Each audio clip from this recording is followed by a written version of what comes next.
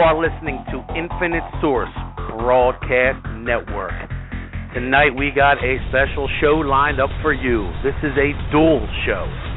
I'm Renegade Smith, host of the new Element, and tonight I am joined by my brother-in-arms, James Squier, host of the Genesis Awakening on Monday nights. And James, my brother, who do we have as a very, very special guest? Well, a man that I never in my life thought that I would get a chance to talk to on a radio and nonetheless be a friend on Facebook with. And that would be Fritz Springmeier. How you doing there, Fritz? I'm doing great. Thanks, James. Oh, man, it's like I said, in the beginning when I first started getting into all this research back in 2008 there, I never would have thought that today I'd be talking to you. And I really, really appreciate all the work you've done, you know, and all the, you know. Thank you very much. Yeah, I mean, you really put yourself on the line there a few times, you know. I was following you when we were going through all that persecution. I even tried to write you, but apparently you're being moved around a lot, and finally, so I forgot how I bumped into you on Facebook, but I was like, no way, you know, that's cool. So I sent your friend request, and you accepted it right away, and I'm just like so pumped to be able to talk to you because the stuff that your research really, I mean, I used to be into the occult, you know, before I woke up, and I thought I knew, you know, some stuff about the occult, but the research you know, your books, Be Wise as Serpents, Bloodlines and Illuminati, and then the Illuminati formula to create a undetectable mind control slave. I mean, they just brought me to a whole new level of like unbelievable. Yeah. Unbelievable. Yeah, I remember watching. Oh, go ahead, Fritz. I was going to say some of the men that have left, like the Church of Satan, that were priests in different satanic cults, they have talked with me firsthand how they knew that the trauma-based mind control that I exposed, they knew exactly firsthand that what I was saying, what I was writing was correct. So it's interesting how there are people coming out of the occult that appreciate what I've exposed, like yourself, James.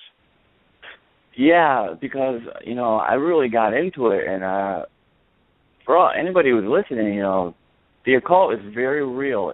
You know, our Father and Creator and our Messiah are top notch. You know, they're not going to be beat in any sort. But the occult powers, that's very real.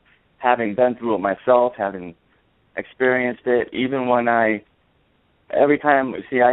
got hooked on heroin for quite a while, and every time I would try to get off the heroin, I literally would get visited by the cliche monkey on your back. But for me, it wasn't just a cliche. I literally had to fight with that thing. And by the grace of God, I was able to get off of that. And I've always been a very spiritually sensitive kind of kid, you know, and including for my whole life. But as a youth, I was very angry with God because I was in a foster home, and I went through some severe abuse as a child, and that's what really hit home a lot for me was when I was reading your researching and also books like, you know, Transformation of America and Thanks for the Memories, and there's also another fantastic website called Reflections in the Night. And when I read what those people went through, it like they even, like, one of them put as you know, an entrance to the website, it said, you know, if you are coming out of mind control or anything like that, you may not want to tread here because it might trigger you. Right. And so, and I found what was happening to me as I was reading these things is it was making me literally sick. And I was having flashbacks. And, I'm sure you know what flashbacks are. That's when you smell, taste, feel everything that you went through during that time when you were going through the trauma. And so it was really hard for me to continue and to keep going on with it. But, I remember a few times I was shaking like a leaf and crying like a baby, and just, it was so hard to just keep on, because number one, before I woke up, I had no idea that I was about to be awakened, because I was on a shortwave radio just tinkering around when I came across Alex Jones, whom I never heard before, and he was talking about how gold. Now, mind you, this is 2008, so he's talking about how gold is going to go up to $1,000 an ounce. Oil prices are going to drop down, and thus, the gas will come down as well, which will give us a false sense of things are getting better. But then they would drop or raise the unemployment rate. And he also was talking about the market fluctuating wildly as a result of that. And everything he said, later on, it all happened. But that same night, he's talking about all this, and he says something like, I'm only paraphrasing here because it's not verbatim, but he said something like, yeah, and all the people in power, the presidents and the senates and all of them, they're all Luciferians with their Luciferian stuff, and that's what piqued my interest because of all things, and I prided myself on my occult knowledge. And I used to love to quiz people who used to say they were witches, and I would automatically give them a quiz test to see if they were lying or not. And so he says Luciferians, and I was like, what? I never heard Luciferians, so that piqued my interest, so I listened to more. And he starts talking about all this stuff, and I can't remember exactly, but what really got me was when he mentions the night before when we had that blood moon eclipse on 2/20, and how in the book of Acts 2:20 it says, and the moon will turn into blood before the great day of the Lord shall come.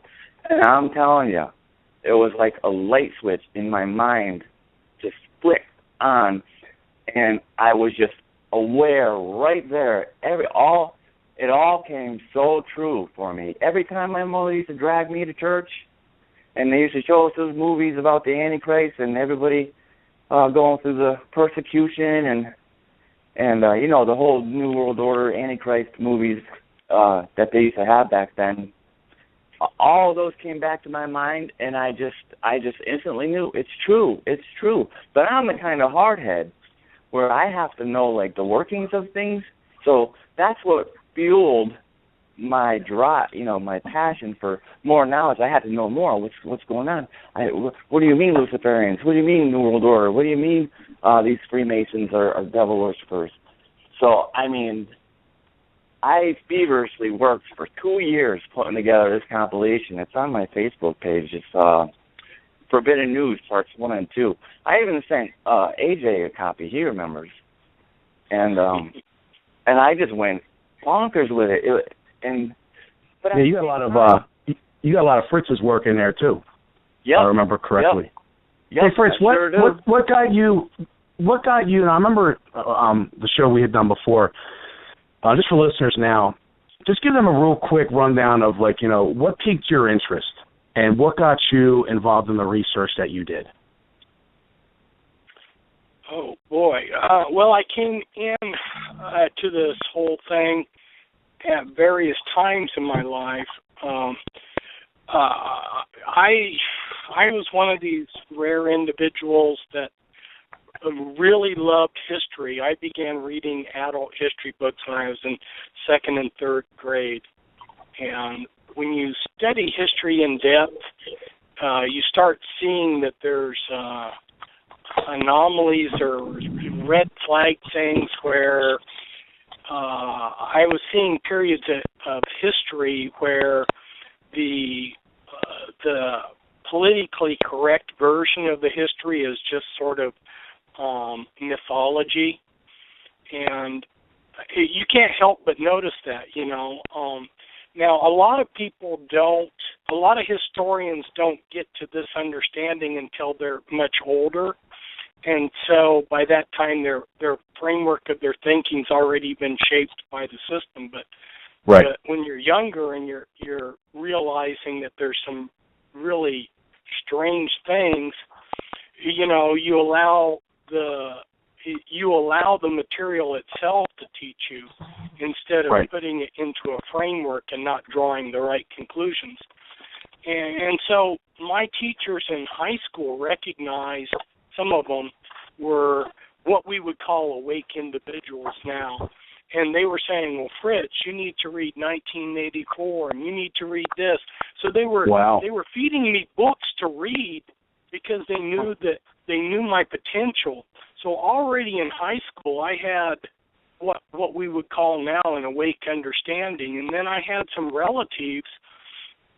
My grandparents were local leaders in the ag movement during the Carter administration, and they were fully aware of the Council on Foreign Relations, which puts out a Journal of Foreign Affairs, fully aware of the United Nations, fully aware of Trilateral Commission, all these things. And so they would talk to me about these. I had an uncle who was fully aware of the Federal Reserve and fractional banking, and he talked, and this is in the 70s. And then in the late 70s, I felt called by God to go out and expose the corruption in the churches. That was first, and then also what was going on in the world. And I started doing it for like 6 months, got talked out of it by Christians, and quit doing it. It took me about 10 years before I got into doing what I've been called to do. It wasn't until 1990 that I got back into doing my calling. And specifically understanding the Illuminati from the inside, I had done thousands of hours of research into the Illuminati as a researcher looking from the outside in. But then when I met these 4 women that had been teamed together, that and I call it a divine coincidence that I met them and started working with them. They gave me an inside view of the Illuminati, and they told me about 2 important things. They told me about the bloodlines, the importance of the bloodlines, and the importance of the trauma-based mind control, this total mind control that James has referred to a couple times. And so because I was trying to help them escape the Illuminati, I ended up getting sucked into trying to work with the mind control every day and bumping into, for years there, my phone was tapped, my car was tag team followed everywhere. I took a picture of a bullet that was fired through my front window. Just on and on, It was you were one of I consider you a pioneer. You were one of the people that they weren't used to that. They weren't used to someone actually going, "Hey, I figured you out." You know what I mean? Yeah. And it scared them. They're scared of people finding out. Yeah, when it comes to the trauma-based mind control, what I put out, my first monograph came out in like 1991 or 92. Very shortly after I met these women, and nobody had been exposing it before then. And then my books were preceded all after I wrote my books, there was a whole slew of books. You had Transformation of America by Phelps and O'Brien. You had, and then they came out later with another book. And you had other Thanks for the Memories, and so you had these other books coming out, but yeah, definitely before anybody had done that. And my books approached it from a totally different aspect, because I was dealing day to day trying to deprogram people and trying to help them. I decided, okay, people say that there's not such a thing like a Boeing 747. What if I show every piece of a 747 and show how that piece was made and show, like a Chilton's Manual. So my books are very big, and the first one, I didn't want to give it a short title. It's got a long title, like it's a book written in the 19th century or something. The Illuminati Formula Used to Create an Undetectable Total Mind-Controlled Slave. Now, is that the book you call, for short, The Formula? Yeah, exactly. And then its sequel, I decided, you know what, I'm going to go back to something more digestible, and it's just deeper insight. So those two books are 500 and 600 pages.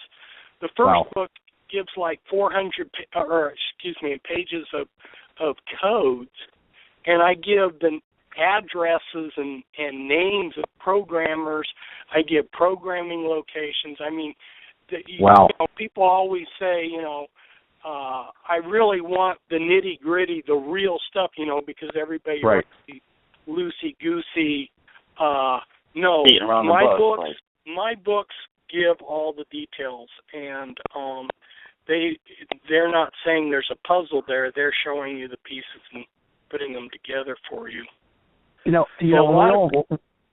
When we all wake up, there's something that really hits us. It like blindsides us. I think you're when you spoke at the Prophecy Club. James, I think you actually might have shared that video with me originally, when he was speaking at the Prophecy Club.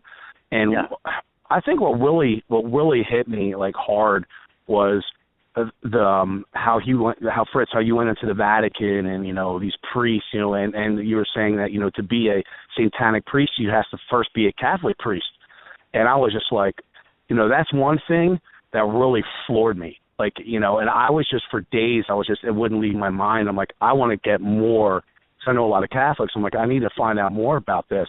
And then when I really, started looking into what you had said about mind control, and then you had Bryce Taylor and Catherine O'Brien and stuff, and you just mentioned that one book, Thanks for the Memories. That really just blew my mind. Like I couldn't believe that people out there are that. I mean, I can believe it because we were living in a world that's ruled by darkness, basically.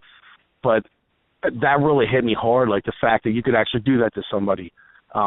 James, I'm sure you could tell us real quick, and then I really want to hear from Fritz what really, in all the research you've ever done, what really, just shook you to your core, where you were just like, oh my gosh, I can't believe this. Well, what really shook me to the core was the reality of it. Like it was like taking the blinders off. I could see Illuminati, New World Order, symbols everywhere, in commercials and music and books and everywhere you go, posters. It was ridiculous. I mean, even when I was going to I got out of jail, I was still on probation. I was stipulated to go to a program, and somebody had left a book in there about how Catholics shouldn't mingle with Freemasons, and I picked it up and started reading that. And then I stumbled upon how they like to use numbers for their 11, 13, and 33, the Freemason signature. And so I went outside for the smoke break and look up. There's a street sign right there on the building, 33 Pleasant Ave, And I took a picture of that, and I put it right in the book, my compilation, And you could just see it everywhere. It's real. It's real. And, right across this building is a Zion, temple, a big Jewish I forget what they're called. It's a different name than a mosque, but synagogue. Synagogue, right? Synagogue, yes, synagogue, right. So the reality for me, I would say second to that would be all the abuse, And I mean, I went through some bad stuff, almost unmentionable. But to read what these people went through was like stretching even my imagination, Oh, I know. Fritz, how about you? What was it that you stumbled across and you were just like, wow, and something that really rocked your world that, I know for me, it's kind of hard to handle at first, especially when you realize you've been lied to for so many years. But what was it that you might have found out that really, shook you? Probably the most upsetting thing that in all the experiences of all the years of researching, I had taken Cisco I'll give the context of this, and that is, I had taken Cisco to the coast. I had a safe house, and her therapist, psychologist, and I were working together to deprogram the gatekeeper level. And one thing about the setting was it's this big, beautiful house set down over the ocean. And if you've ever been to the ocean and you see the big waves come in and everything, how therapeutic it is, it's right. how to dissociate and realize how small you are and your problems are compared to the ocean. So this was the setting, it was beach, a house that sat down and looked down on the ocean. It was very beautiful. And we had quit that day. We had quit our session, and some of her personality started sharing a trauma memory of when they were a child. And only people that have gone through this kind of abuse or read my books or something, or read like Kathy O'Brien's memoirs, can appreciate how horrific this trauma-based mind control is. The programmers try to compete with each other to be more sophisticated. Anyway, she starts telling me this memory. This memory was so traumatic for me to hear, and what I'm telling you is the truth, but it is so incredible. My reaction was so incredible, it won't even sound like my reaction was real maybe, but when I heard this memory, my body got totally weak, and it felt like it was melting like butter, and I just sort of like melted down on the floor and started bawling. And I cried for a whole day solid. I don't even know how I didn't even think a person could sit there and cry for a whole day. But the memory that she shared touched me so severely. It just like really rocked me. And I just cried and cried. And that's one reason why people wonder, or accuse me of being stupid. Why are you challenging the world? Why are you trying to save the world? That is so stupid. And they like, well, you should have, of course, you should have known that they were going to throw you in prison if you're doing something like that, going against them. Well, yeah. But if you understand what they're doing and what their agenda is, like their agenda for genocide, you understand these things? My life, who I am as a soldier of Christ, is minor compared to the importance of the battle. And so I couldn't, in good conscience, look myself in the mirror and say, okay, well, I'm just going to walk away from all this now that I know what's going on. No, I have to stand here like a soldier in Christ and do my part and hope that my brothers and sisters will come behind me and around me and work with me and share in the battle.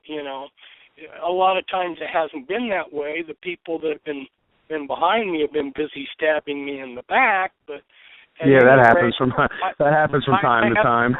That's when you find out who your real friends are.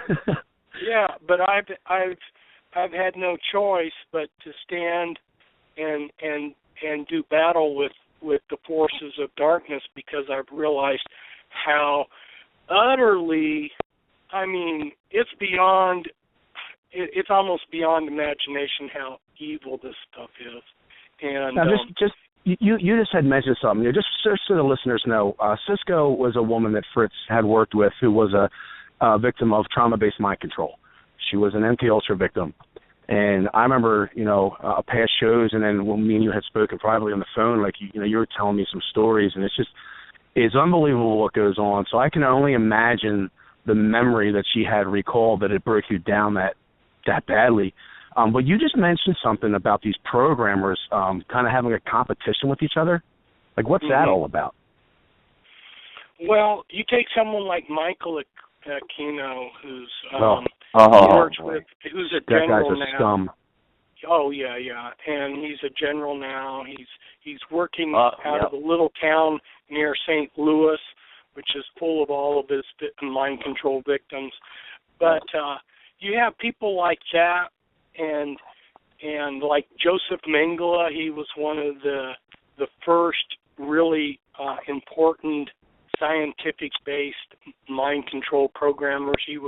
They brought him over here from Nazi Germany because he was so skillful in traumatizing people, and these men are sadistic, and they, for the pleasure of their egos, will try to outdo each other by inventing a trauma that's even more traumatizing than what they did in the past. Wow. Jeez. And these things are so, like I say, there's these traumas are so traumatic that when a normal person like myself hears them, it's traumatic to us. I mean, I fell down on the floor and started bawling. You know, imagine they're doing this to little children. Right, little children. And just so the listeners understand something, these people have figured out the fine line between life and death. They can literally traumatize you through many avenues to take you to that point, and correct me if I'm wrong, Fritz, but they will hook you up to a drug intravenously that keeps you from passing out. So that if it's a painful experience, your body naturally wants to pass out. It's like a protection device that our body has. It helps us, but you're not able to pass out when they're doing these mind control, these trauma-based mind control things to you. I can't imagine the stuff that they do. I mean, these people, man, I'm sure there's a pit in hell for them. Well, and that's what really got me too. Fritz, you mentioned that it was your empathy for and compassion for the people you're working with, and how you just can't live with yourself not saying anything. And I pictured myself the same way. I mean, for a while, I was like, man, I can't go around telling people this stuff. They're gonna. I mean, I already within the first few months of getting into research and trying to tell people, I lost work, I lost friends, I lost family. I mean, it just went quickly. So that just right there shows me the spiritual battle is real, and all these uncanny things would start to happen. Things that everything would go awry, like plans would not come through. And but at the end of the day, when I'm by myself and I'm getting ready to say my night prayers, I just knew that this is what I'm supposed to do along with the rest of our brothers and sisters who do this. Because really, what am I going to say to my father and my king when they say, oh, you knew all this stuff and you did nothing? I can't. I mean, I have a very vivid imagination, and I just can't imagine myself having to stand before our Father and and Creator and our King and trying to excuse ourselves for not saying anything. For being silent. Hey, real quick, callers, we have some backing up here. Anybody listening, we're going to take calls during the second hour, so just hang tight. And when that time comes, we'll let you know. What you need to do is press 1 on your phone. That will let us know that you want to speak. So just hang tight, and we'll get to you. But hey, James, this is your first time with the man Fritz. Do you have any questions for him? Anything you've been thinking about and want him to answer? Well, I would like to know your opinion, Fritz. What do you think? See, I was praying. I do a lot of praying, and I was praying, and I was shown a big event. I was shown a big event. It wasn't given specifics, but I was showed that something is going to happen on the East Coast. It's going to be huge, and it's along the lines of an asteroid kind of thing, or triggering an earthquake on the Meridian Fault Line, which will split the country in half and trigger a tsunami.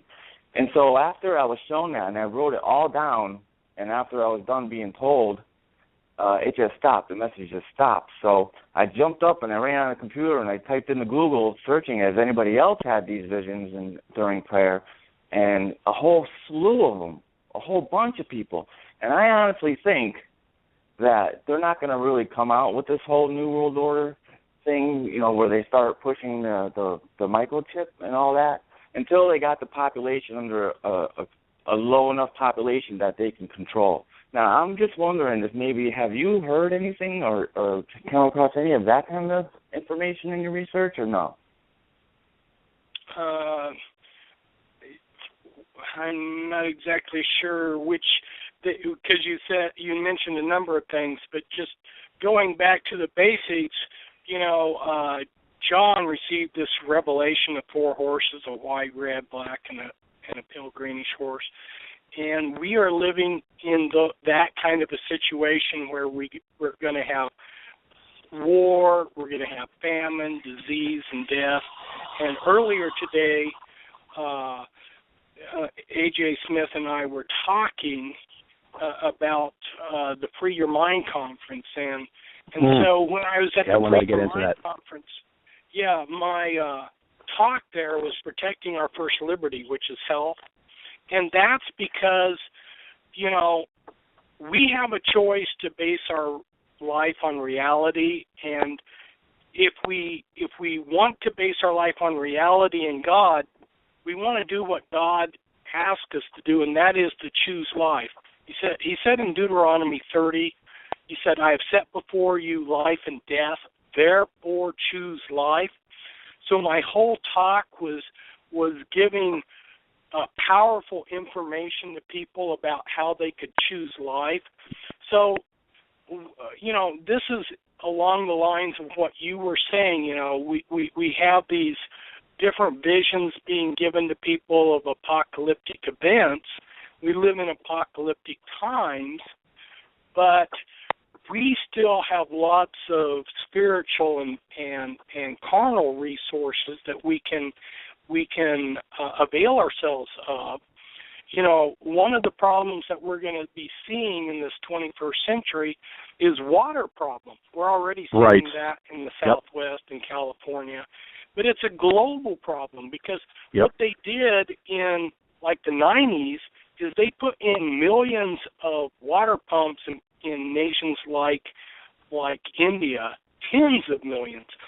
And all around the world, they are pumping the aquifers dry. And then they sell it. They sell it back. They think that they own the rights to water. Well, I'm sorry, but we have a right to life, and we need water to live. That's God's gift. That's God's. You don't have a right to that. Yeah, right. They go in there, they move in, they buy the native land, making a deal with their government, their crooked government. The government sells them the land for a pittance, all right, compared to life. What's life worth? It's priceless. So then, it's like Nestle. Nestle is one of the major boycott corporations everything that's doing that.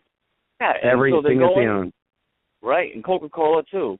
And they go in there, and then they take the land, and then they kick the natives off, and then the natives rebel, and then they turn around and they, if you haven't, there's a good website called Coca-Cola, Killer Coke, and it's exposing how Coca-Cola is doing that very kind of thing, but we don't ever hear about that.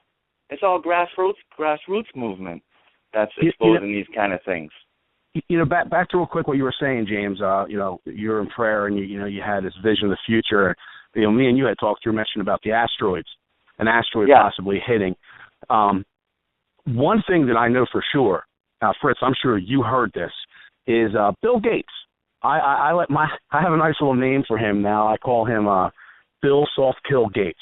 He's involved with Monsanto, their fake food, GMOs, vaccines. Just the term pharmaceutical or pharmakai means sorcery.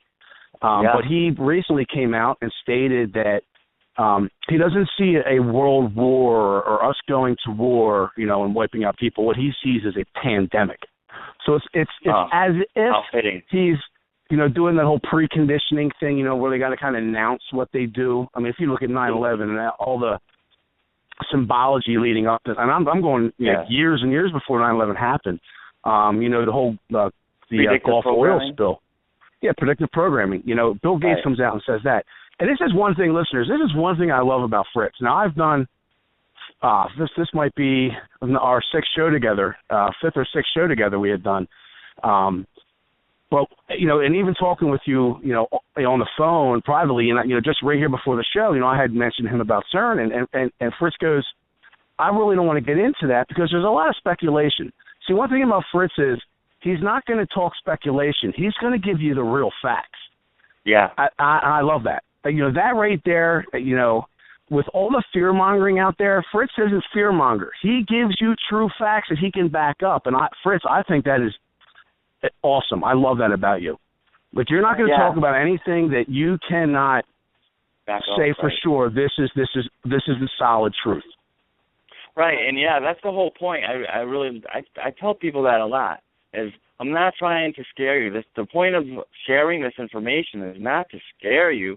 But on the other hand, I was a hardhead, and some people won't wake up until they're shaken up, and that's what it took for me. That's what it took for me, and I think that's what it's gonna take. Sadly, I wish I was one of those people who could just go to church a couple times and then all of a sudden believe and be saved, and simple as that. But I wasn't that kind of person, and I'm sure there's many of them out there. We all have our gifts and abilities we use them accordingly. And so, but the point is not to get scared, not to make people fear, but in actuality to liberate them, to make them realize that we do have a creator and we do have a savior, and whoever the Son sets free is free indeed. And I can't tell you how many times the Father's gotten me through hairy situations. I mean, almost impossible situations where it looks like everything about my life is just going to crumble. And by some miracle, he pulls me through. So, the whole object of doing all of this isn't just to expose and to, it is primarily to expose. But it's not to, make people scared. And sometimes a lot of people take us the wrong way. They think we're just trying to scare them. No, but that's the thing, too. Oh, go ahead. I'm sorry. Oh, I was just saying that James has a great testimony that's in line with where I want people to go, and that is to realize their hope in Christ and to experience the power of the help that he can offer us. So James's testimony is really right on as to what I want people to recognize. And I like how you're saying to recognize life, and you quoted that scripture. Back to the Free Your Mind conference for listeners out there. Every 2 years, right here in Philadelphia, they have a conference for a weekend, and a whole bunch of speakers come in. And Fritz, I actually had the pleasure and honor of meeting you back in 2013. And I got to hear you speak at that place there in Old City. And then this year, it got moved to a hotel, which is really neat. There was a lot of vendors and stuff there. People within the truth movement, and a lot of great speakers. And then, when is this? Of course, what's that, James? When is this going on? This was already happened, back in, I think, late April or May? Right, April. Oh, okay. It's not a future event. Okay. I got No. And I don't know if they're going to keep it every 2 years. I guess as it gets bigger, they might do it every year. But, Fritz has been a speaker there. They say that they're going to do it next year. They say that their goal is to do it next year. It has been every 2 years. Cool. All right. See, Fritz, I would love for you to touch on more of what you talked about at that, if you could. Okay, well... Because I missed it. Yeah, well, I have spoken to people in the hierarchy that have just been upfront with me and said that they were going to create these pandemics that we've been talking about.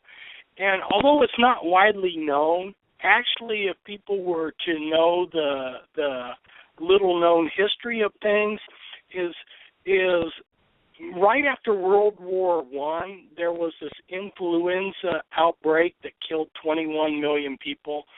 And where did it start? It started from Fort Riley, which is just a few miles from where I graduated from high school. I graduated from Council Grove High School, and Fort Riley is just to the north. And it went global from that military base. Well, later... and making a point about that strain of influenza that got started at Fort Riley, all the other influenza outbreaks go back to derive from that 1918 influenza bug. So anyway, then you have an outbreak in 1946, and where does it start? U.S. military bases in Asia.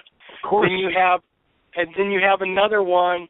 And it starts at Fort Monmouth, New Jersey, and wow. and then you have this swine flu outbreak that starts at Fort Dix, New Jersey. So I'm telling you, the history is there if people start looking closely. These pandemics have been created in the past, and typically they come after there has been war and people have been weakened by lack of food. And then when those diseases hit, they're really much more dangerous. So when I went to the Free Your Mind conference, I was trying to get people to realize you've got to step outside of the system and start taking care of your own life. You've got to grab a hold of your life, and if you don't, life's going to grab a hold of you. And so you take charge of life by taking care of your life, and you make lifestyle choices. That's a good point. You just brought up a very good point, because I try to tell people this all the time. You have to get self-reliant and not rely on the system. Like, what are we going to do when all this stuff really starts to kick in, and then the grocery stores are all empty, or they're shut down, or it's martial law, and you're not going to be able to get food from the grocery store? What are people going to do when they're going around kicking everybody out of their houses because of the executive orders, and they're seizing all the land? And our king said, when you see these things happen, run to the mountains and pray it doesn't happen on the Sabbath. So what is that telling you? You have to be prepared. You have to know what plants you can pick to live off of. You have to know how to build yourself a simple home. You got to know how to build a fire. You literally got to learn how to be self-reliant. And how that's what I feel so sad about what's coming about the people, is because they're so dependent upon what I call like the Matrix, the movie The Matrix. Right. How people will fight to defend the very system that's enslaving them, And it's just so sad, man. I've been learning how to do that. Fortunately, my grandfather was a old farmer who had to survive through the Great Depression as a child, so he learned like all the weeds. Surprisingly, the weeds they tell us that are just weeds and not good are actually, they're all edible, and they're some of the most nutritious foods out there for you. If people realize, even though people go ahead. Might not like the taste of dandelion leaves as well as lettuce, it's just as healthy, if not healthier, and dandelion root is an actual herb that's got a lot of medicinal properties. So there's a lot of these things. I know a number of different people who have started gardening because they have been awake to the times that we live in, and so over a period of the last few years, they have taught themselves gardening, and that's great. I was recently asked what kind of thing would be important for stocking up, and I talked about how, like in World War II in Europe, the thing that became so precious was salt. Nobody would think about that, but something basic like salt was worth more than money. So there's some things like that people could, just basic things that people could stock up on that in times of trouble would be worth something. Right, and I would say not to toot our horns too loudly, because there is an executive order. All the executive orders are against us. So, they'll seize all your food, seize all your gas. So if you got all these preppers on there, now I'm not saying these preppers are doing the wrong thing by prepping, but just like that show on television, I forgot what it's called, but I think it was called Preppers.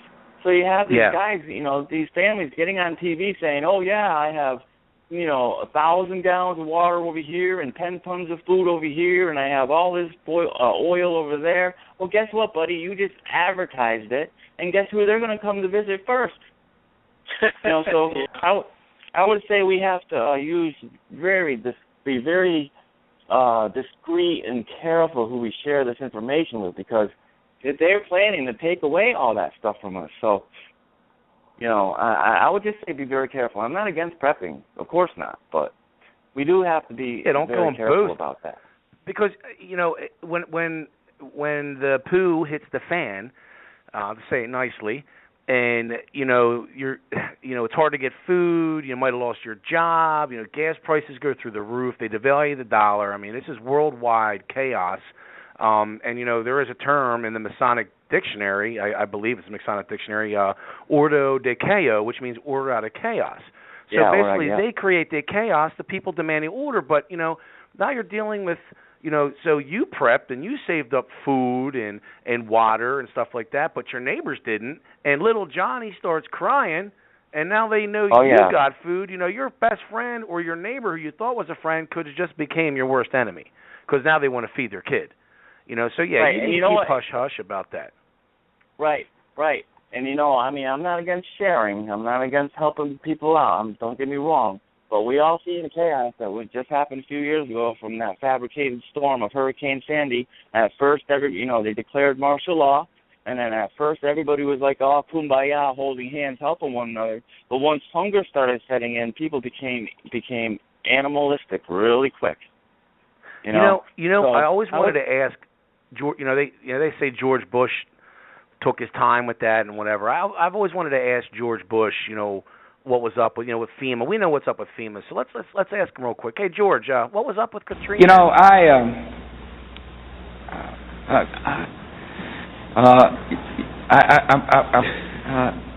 George, you got nothing to say?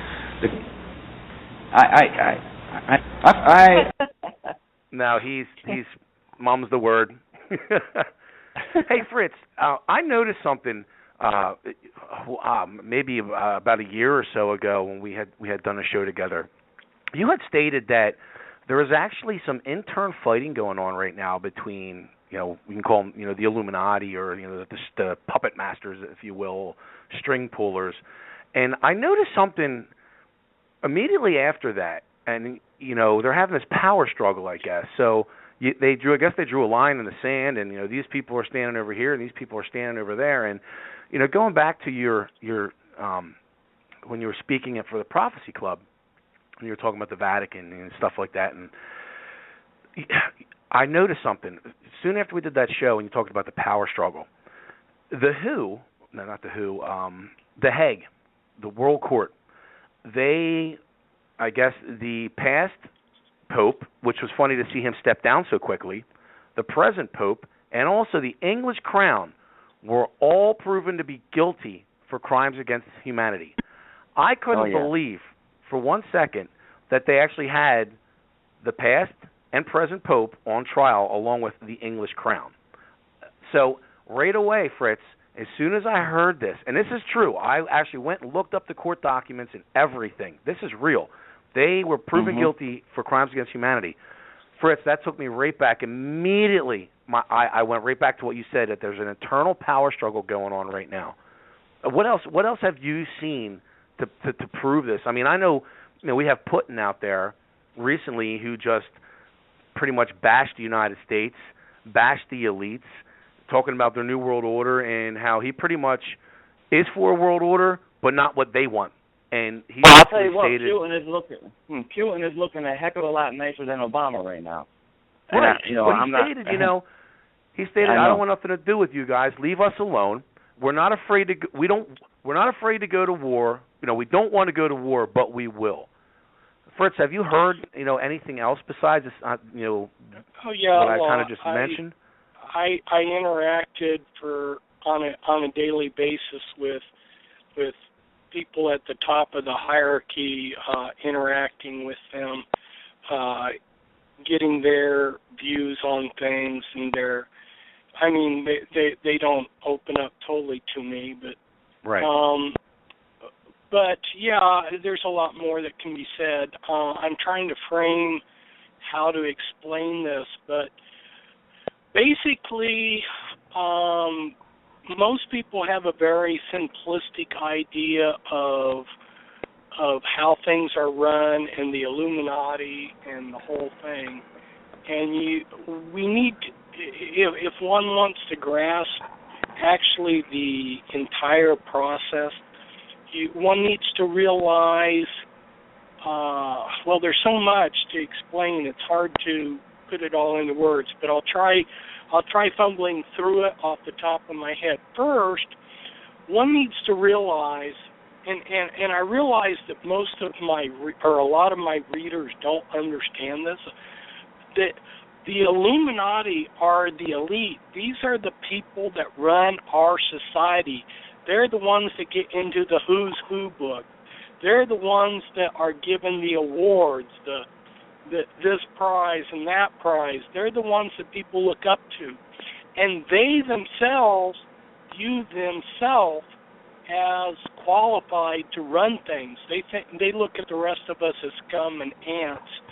And so what they're doing, they don't perceive themselves as evil so much as they perceive themselves as the people that are qualified to guide this planet.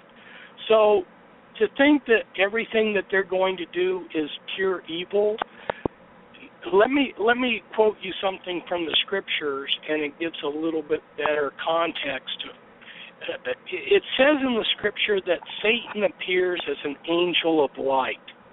Now, if you could picture an angel of light, right now, imagine this beautiful creature comes before you. He's got all this light around him, and he's beautiful, and you're just overwhelmed, and you want to fall down on the ground almost and worship. That's the way Satan appears.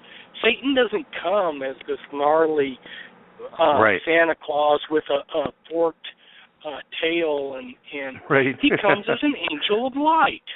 Yeah, you know. So, and so, some of the programs that the Illuminati have are actually to weed out corruption. They told me that they were going to weed out greedy, corrupt bankers, and then they've suicided about 40 of them. They told me that they were going to use they have an assassination bureau that's made up of people that no longer exist.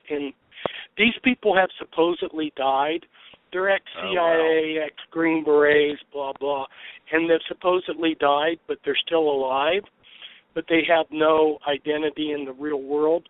And the Illuminati there are about 40 of them in the Assassination Bureau, and they've been moving around killing off these bankers.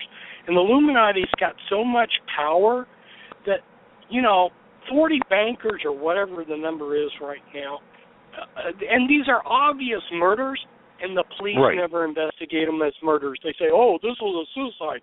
Yeah, he picked up a nail gun and just shot himself repeatedly in the head, Yeah. It's just insane. It shows you the power that the Illuminati have, that they can continually suicide people in the most weirdest ways, Somebody who's got a happy marriage and happy life and all these plans, and the next thing you know, he's been dumped out of a 100-story building, and he just wanted to commit suicide, huh?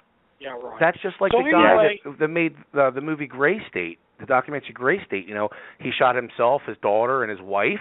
He had a great marriage. He was pumped. He was going to release his documentary. Now we have all the holistic doctors down in Florida, there's like 9 or 10 of them now, that have been just killed. Yeah. Big Pharma striking back. Right, and Fritz, you reminded me of something that I learned once. A lot of people, with the witchcraft that people are fed in the stores, like when you go to a New Age store and you buy those books in there and those charms and all that, that's like toys. That's like, I don't want to call witchcraft a toy because it's not. Witchcraft is witchcraft. But that is nothing compared to there's witchcraft for the masses, and then there's witchcraft for the elite. The witchcraft for the elite is far more complicated and different. I mean, they purposely will like the Necronomicon. They say, oh, the Necronomicon is the most evilest book on the earth.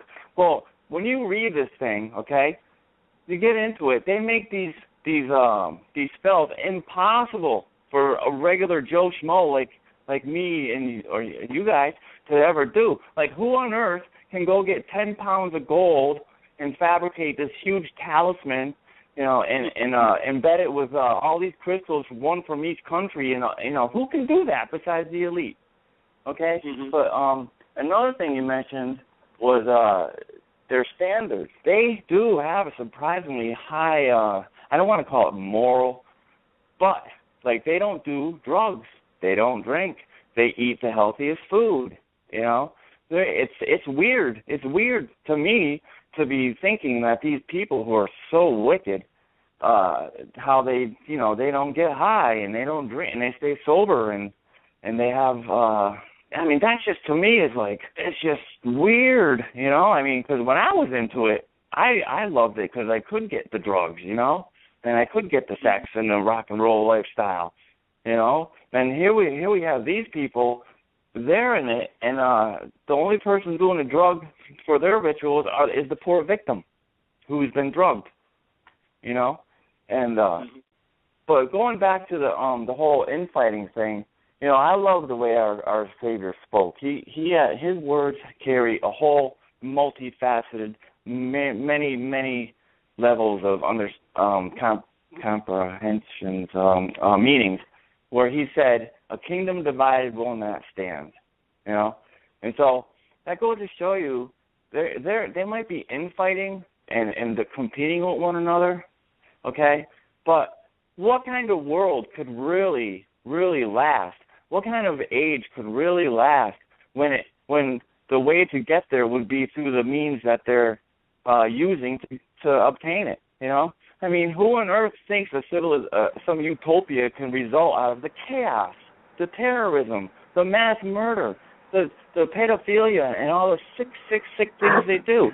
To me, just my own logic tells me that no kingdom built on those kind of bricks, could ever last. Does that make sense?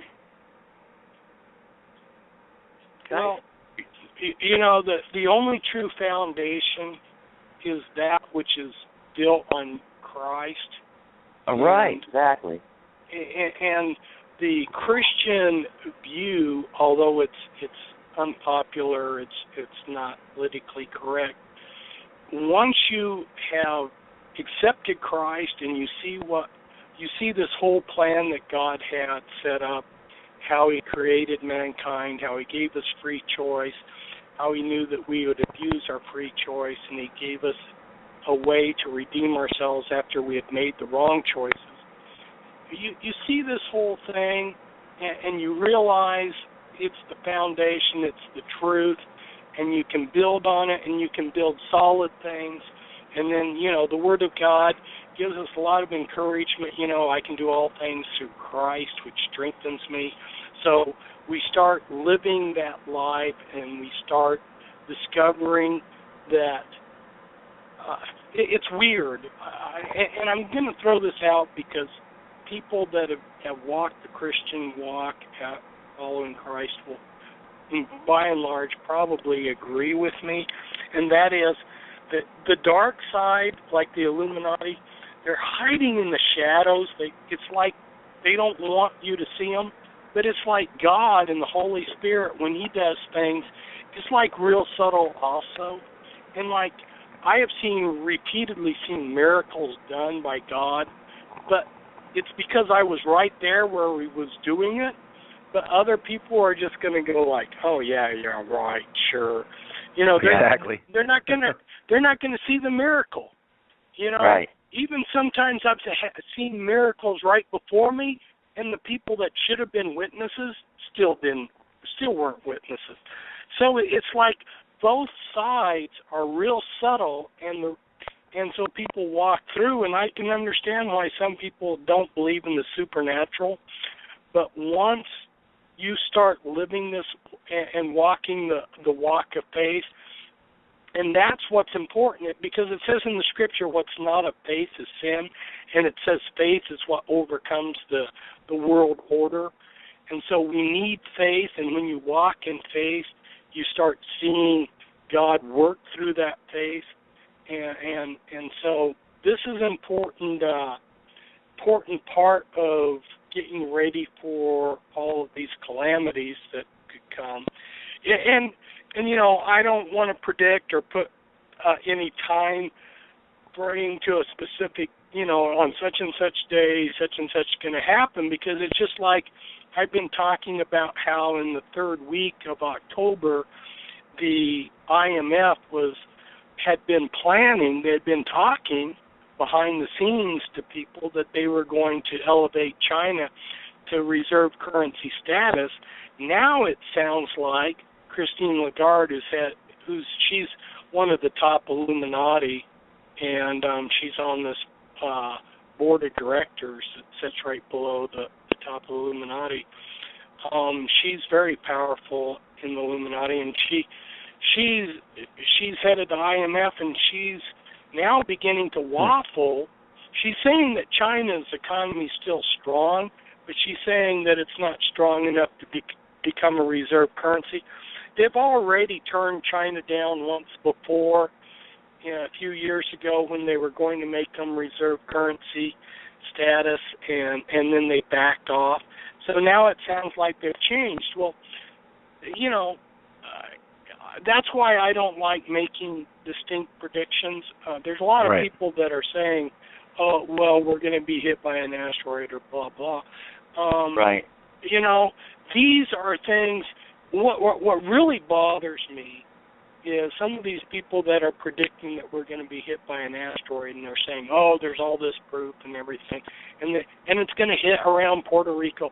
Well, let me tell you, people, if you hear some prophecy like that, don't believe it, because there's no way anyone, I don't care how good they are, NASA or anybody, nobody can predict exactly where an asteroid was going to hit. If it slowed down just slightly, it's like shooting a bullet, There are so many factors as that bullet flies through the air, the heat, the wind, all of the stuff that's going to affect its trajectory. And nobody can predict a few seconds, a few minutes of difference in something flying through the outer space, and it's not going to hit Puerto Rico. It's going to hit the Pacific Ocean or China or something. So nobody can make these kind of predictions. When they start making that kind of prediction, that should be a red flag to people that this is disinformation. And a lot I think there's a lot of disinformation trying to scare people that we're going to be destroyed by asteroids. And that goes. It's on television. It's on fear mongering. Well, it's on television a lot too. They're fear mongering all kinds of stuff on TV now. Right. That feeds the demons. Crazy. And hey, gentlemen, we are in the second hour. We have we got some callers backing up here. We got a gentleman. Okay. We got two. So I want to do this real quick. Let's take a short break. I got a couple great songs here I'd like to play, so we can all catch our breath and maybe get a drink or do what we got to do. I want to play the song right here. Fritz paid a big price for what he's done as far as exposing truth and everything like that. It was totally unjust what happened with him. But recently we had a guy named Kent Hovind who had the same thing happen with him, and he recently got released from prison. Another political prisoner. And we have a song here by Destiny Lab. The song is called Hovindication. And I would like to play this and maybe two other songs. So we'll be back in about 10 minutes. Then we're going to start getting these callers. I got a 904 caller here with a great question lined up. And we got a 336 area code caller with their hand up as well. We will get to you. Anybody listening live on the net, call in 347-850-8229. Press 1 so I know you want to talk. Yeah. We'll bring you in, give you a couple minutes to talk with Fritz, present him a question, and we'll move on, all depending on how many callers we back up. But everybody, hold tight, and we'll be back in a couple minutes to continue on with Fritz Springmeier. And this song is by Destiny Lab. It's called Hovindication. The more you study about what's happening in the world and the New World Order coming soon, just read Psalms 2. It'll calm you right down. It's a good tranquilizer. The kings of the earth set themselves, the rulers take counsel together against the Lord, against his anointed, saying, let us break their bands asunder and cast away their cords from us. He that sitteth in the heavens shall laugh. God is laughing at their plans for a New World Order. I think our nation is under attack from an invader that's riding our lives. It's not Iran or Iraq, and in fact, it's an inside plan and an organized trap.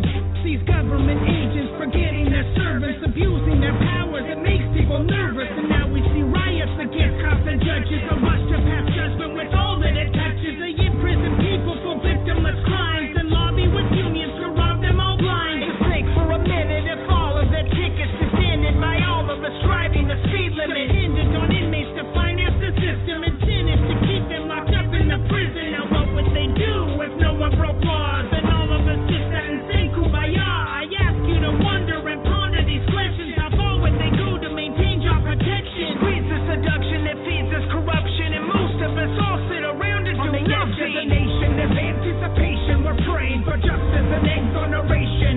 We've been waiting and we've been patient. Now we demand whole vindication. On the edge of the nation is anticipation. We're praying for justice and exoneration. We've been waiting and we've been patient. Now we demand whole vindication. Creating criminals, losing our sovereignty. Prisons with interest in human commodities. Places like cages for ages and ages. Creating wages that pay for the maces. They spray in the faces of people. They tase as they place face first on the pavement and rage. Creating an atmosphere like a disease. But we need to remember there's real police. That the zero's protecting us daily with valor. Respecting our rights to protest and gather. Let's all stand together exposing the fraud. The ones in control behind the facade. Then maybe, just maybe, we'll take back the reins and regain the power and clean out the cage. Creating a nation ran by the people. Acknowledging God with all of us equal. The nation is anticipation. We're praying for justice and exoneration. We've been waiting and we've been patient. Now we demand whole vindication. On the edge of the nation is anticipation. We're praying for justice and exoneration. We've been waiting and we've been patient. Now we demand whole vindication.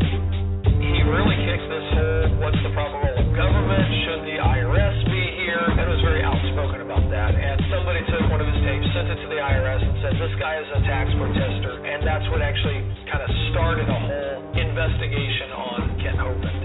Because of the stance he was taking, and because of the nature of his just, listen, I'm not breaking the law, and there's nothing you can do about it, stance, that he was made a target by the government. Made a target by the government. Made a target by the government.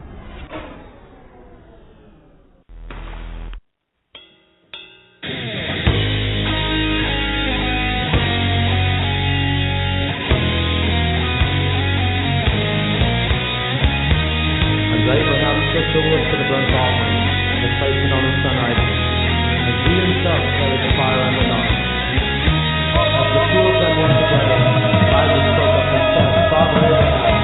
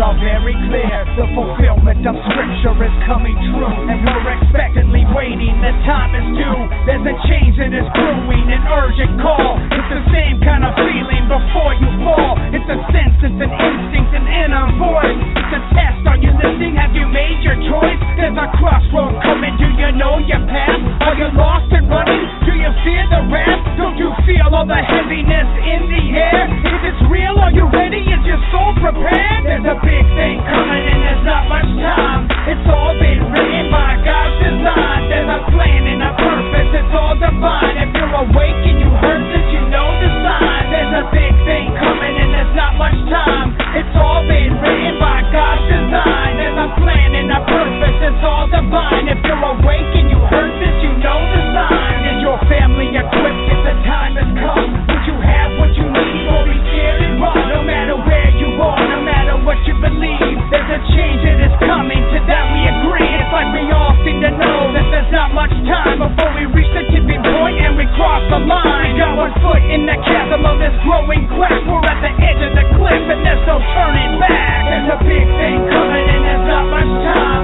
It's all been written by God's design. There's a plan and a purpose, it's all divine. If you're awake and you heard this, you know the sign. There's a big thing coming and there's not much time. It's all been written by God's design. There's a plan and a purpose, it's all divine. If you're awake and you heard this, you know the sign. With the labor pains growing, you can count the days. So many earthquakes, tornadoes, and tidal waves. It's the eve of destruction, the harvest here. It's the reaping, but we will not live in fear. For our time of redemption is coming soon. By divine intervention, we'll see the truth arriving live and direct for all to view. If you haven't read the Bible, I pray you do. There's a big thing coming and there's not much time. It's all been written by God's design. There's a plan and a purpose, it's all divine. If you're awake and you heard this, you know the sign. There's a big thing coming and there's not much time. It's all been written by God's design. There's a plan and a purpose, it's all divine. If you're awake and you heard this, you know the sign. It's like time speeding up and it seems so fast. And while a month slips by, a year is past. You hear the same kind of feeling all over the globe. Not sure just what it's revealing, but you're not alone. The same dreams that you're dreaming are all repeating. It seems that while we are sleeping, we're given meanings. And when it all goes down, there will be no doubt. From the east to the west to the north and south, there's a big thing coming and there's not much time. It's all been written by God's design. There's a plan and a purpose, it's all divine. If you're awake and you heard this, you know the sign. There's a big thing coming and there's not much time. It's all been written by God's design. There's a plan and a purpose, it's all divine. If you're awake and you heard this, you know the sign.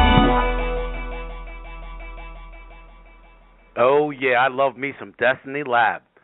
We are back. This is Infinite Source Broadcast Network, and I am Renegade Smith, host of the New Element, and I am joined by my brother-in-arms, my brother from another mother, James Squier, host of the Genesis Awakening right here on Monday nights, and we have Fritz Springmeier with us. Such an honor to have you on air here, Fritz. Always an honor. Thank you. And we have callers. Anybody that's online right now, if you want to speak, please press 1. That will notify us that you would like to be brought on air. We have a 904 caller that's been on hold now for quite a while. I'm going to bring him in, and he presented a pretty good question about like the symbolisms and stuff like that. So let's bring him in. 904, you're live. Infinite Source. How you doing? I'm doing great. I'm glad to be here in the show and enjoying the insight from all you guys and coming together in one accord in Christ. That's right. Well, I want to start off with, as far as what you guys indicated earlier, what James kind of mentioned in regards to the asteroid. If I remember exactly, Russia had some type of ordeal 3 years ago, 2011, where people thought it was a meteor. But in actuality, if you go back to the Tesla, Prescott Bush, when he was, what people don't know is that, they killed him and basically sent his weaponry to Russia. And Tesla. Nikola Tesla. Nikolai Tesla. Nikolai, right. Yeah, Nikolai. Basically, they killed him and basically sent his weapon to, at the time, Joseph Staten, who was, I guess, a Skull and Bones member with Prescott. But as far as the asteroid, I thought the Tesla weapon could be used in that regard. As far as my question is, with the 9/11 symbolism that we've seen prior to the event, September 22 I have seen that a lot in movies, as well as the number 239 for the movie Knowing with Nicolas Cage. Has anyone else has come across that? Because I haven't seen a lot. That movie, Knowing. That movie Knowing with Nicolas Cage, they actually predicted the Gulf oil spill. When he was sitting in the chair watching TV, and the CNN broadcast came across and said how an oil rig just blew up in the Gulf, and then shortly after that we had the Gulf oil spill. Now the funny thing about that, the sick thing about that, is when you connect all the dots, they needed one more thing to happen, either in Florida or in the Gulf. And when you connected the dots and made a perfect Masonic compass and square right over top of the United States, with all the tragedies and crimes and stuff like that happened, like these big events, it made a perfect compass and square. It blew my mind. Oh yeah, they always use Hollywood to telecast their punches, for sure. Right. You know, another thing, bring up the Gulf oil spill. There's a really good guy on YouTube. I can't remember his name. They keep taking his videos down, but he comes back under a different pseudonym. And he was getting into the whole thing how it was, of course, a false flag, and how the pipe was cut. I mean, they have photographs of the pipe. That does not look like it was ruptured. It looks like a cut. And he was saying that they pumped fresh water into the salt beds of the Gulf Coast, and that's why we have all the sinkholes. And their whole intention is to lube up the Meridian fault line. And he puts together a really good case. The key words to find those videos on YouTube would, of course, be Meridian fault line, Gulf Coast, Gulf Coast oil. Yep, New Madrid fault line. Excuse me there. Gulf oil spill and false flag and sinkholes. And the guy, he sounds like he's from Poland or something. He's got a really thick Polish accent. If you come across someone that sounds like he's got a Polish accent, that's the guy. I recommend him highly. Puts a really good case together. Yeah, so 904. Sorry about that. I just wanted to kind of chime in there with you. But yeah, go ahead. I didn't mean to cut you down. No. That's I like this because, like I mentioned earlier, we coming together and hearing different perspectives. And my last thing is basically about FEMA, and I think what Fritz indicated earlier, as far as with something going down in October as well. Recently, FEMA just made an official a warning to sort of like the natural disaster coming, and the message that they left the timeline was October 15th. If you look into the coding of what they were saying, approximately on Pacific Northwest with the Fukushima, what's been going down there with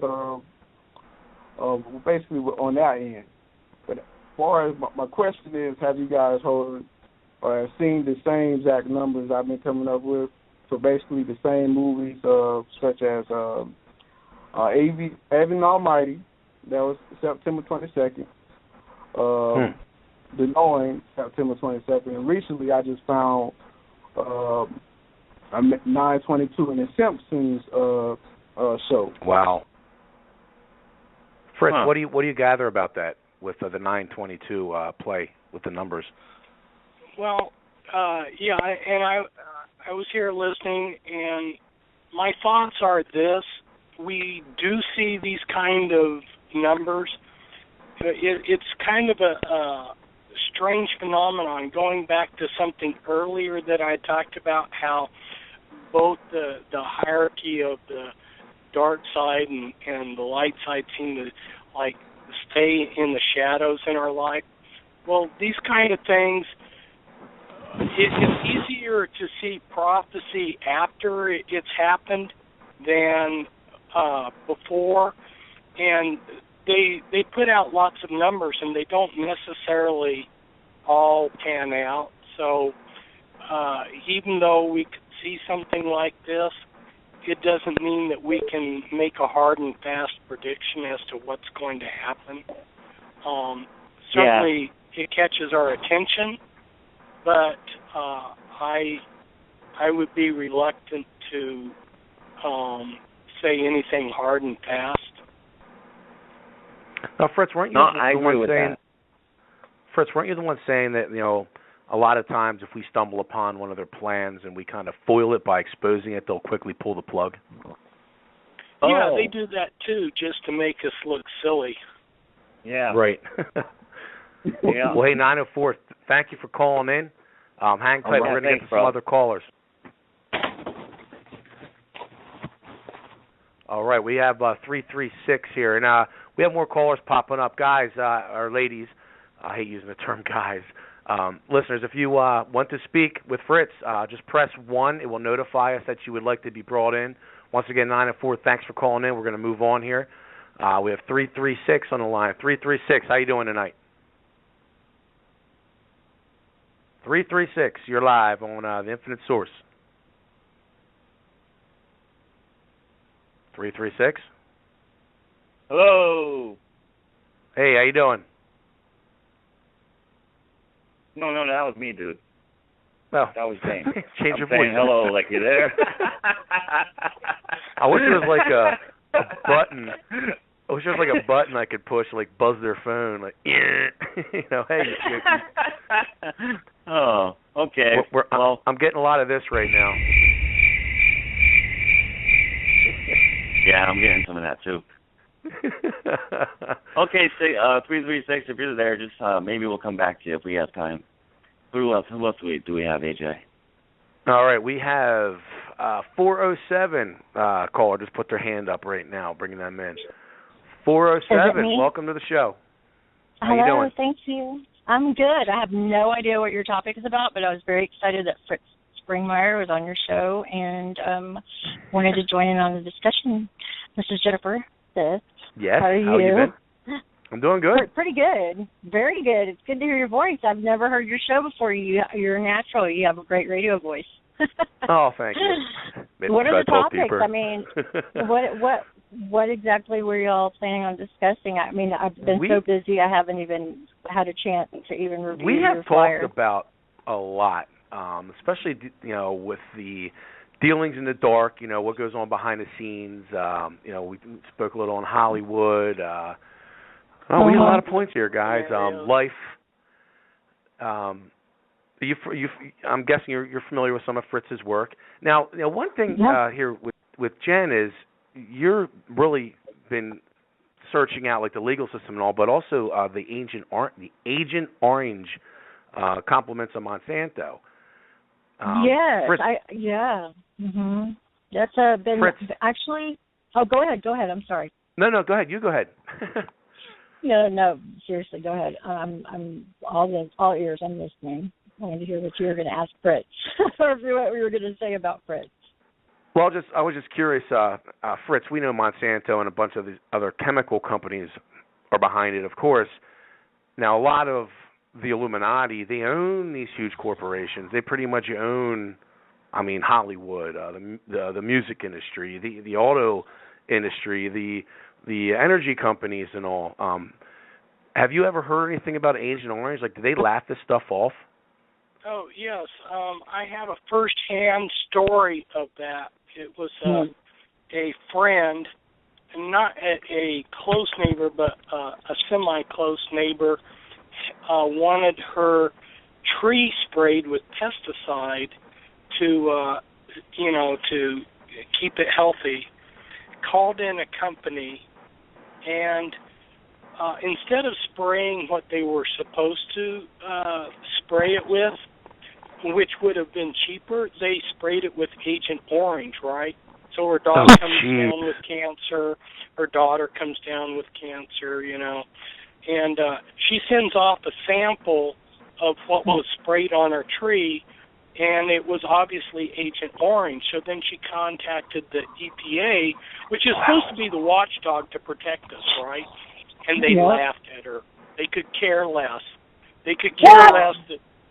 Yes, and so this shows us that the people that are running this country, the actual decision makers, and they're trying to genocide us. They're trying to reduce the population.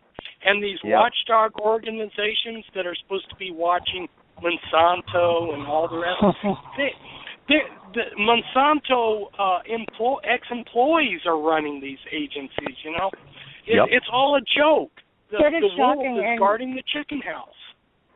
I had not known anything as far as the Agent Orange. This is recent information. I knew my dad was in the Vietnam War. He met my mother there. I'm half Vietnamese and half white, so I'm a product of the war. So I did find out that he did say that he was diagnosed with Agent Orange several years back.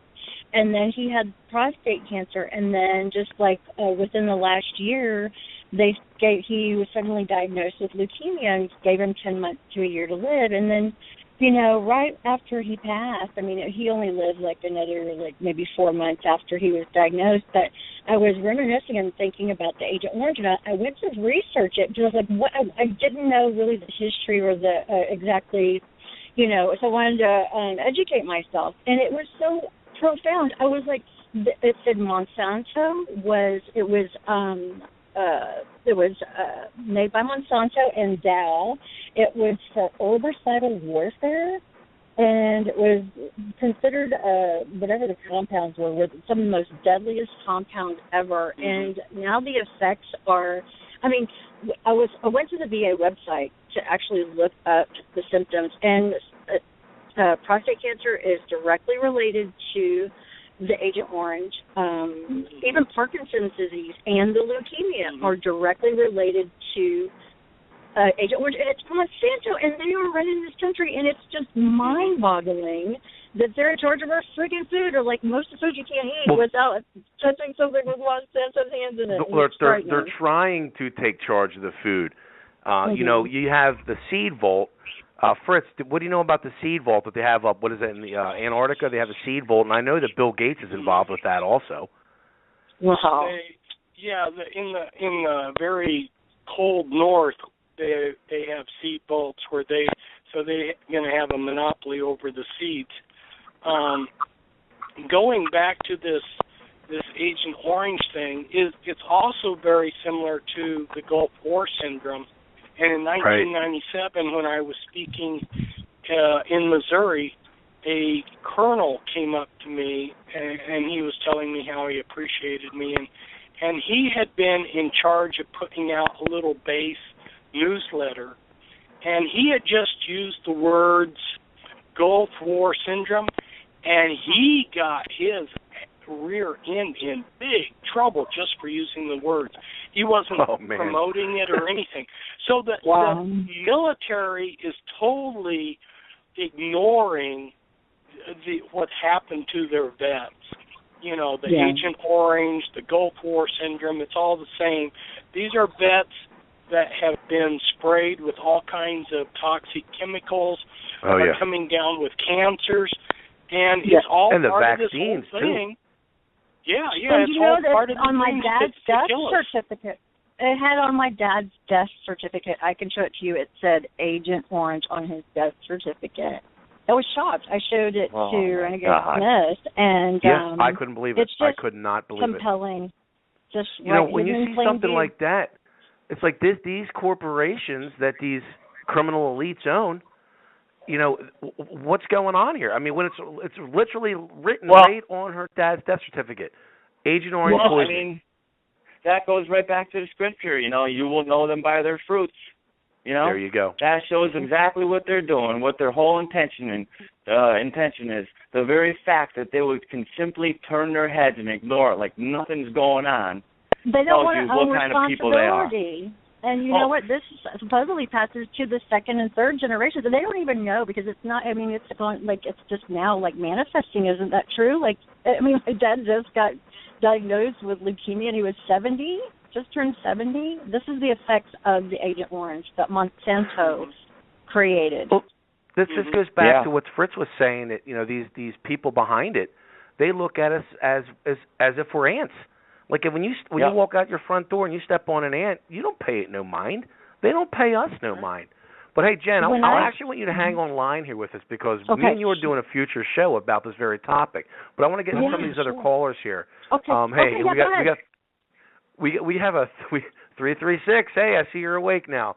But we have another one here. It's been waiting for 15 minutes. 601. I'm going to bring them in. 601. Welcome to the show. How you doing? You got a question for Fritz? Yeah, this is Josh. Is this Renegade? Hey, what's up, my brother? What's up, brother? Good to hear from you, man. One thing I just kind of wanted to run by Fritz. I knew he did some stuff on the MK Ultra, and then I was doing some research not long ago, and I came across something kind of interesting. It may be kind of old news to some people, but it stood out to me. If you'll Google a patent number US 6506148, it takes you to a nervous system manipulation by electromagnetic fields from monitors page, and they actually have a patent on this stuff.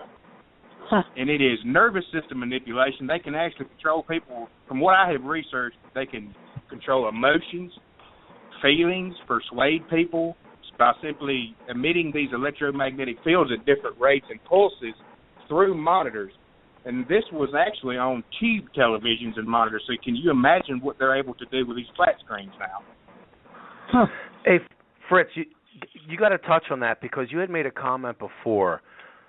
We had talked about how they're able to beam information through the air, and if I remember correctly, I had asked you, what do people have to do to safeguard themselves? And you basically came out and said you need to know who you are. If you start getting foreign thoughts, you need to understand these are not your thoughts. Fritz, you got to touch on that one right there. Okay, well, recently I was on a show, and it was like 3 weeks ago or something, and a lady called in and asked about Jade 2. At the time, I didn't know what the Jade 2 software was, but then I learned after she called what it was, and it is mind control, and it goes back to a couple patents that I had put up on an recent article, which those patents are used by our military. They allow satellites to read your mind, communicate with your mind. Now, not everybody's going to be in a situation where that's going to happen, but definitely they're creating a global grid where certain other people that have been tampered with are going to be able to, at various levels, interact and be controlled by their computers. And these computers are going to be able to interface with these people through these satellites.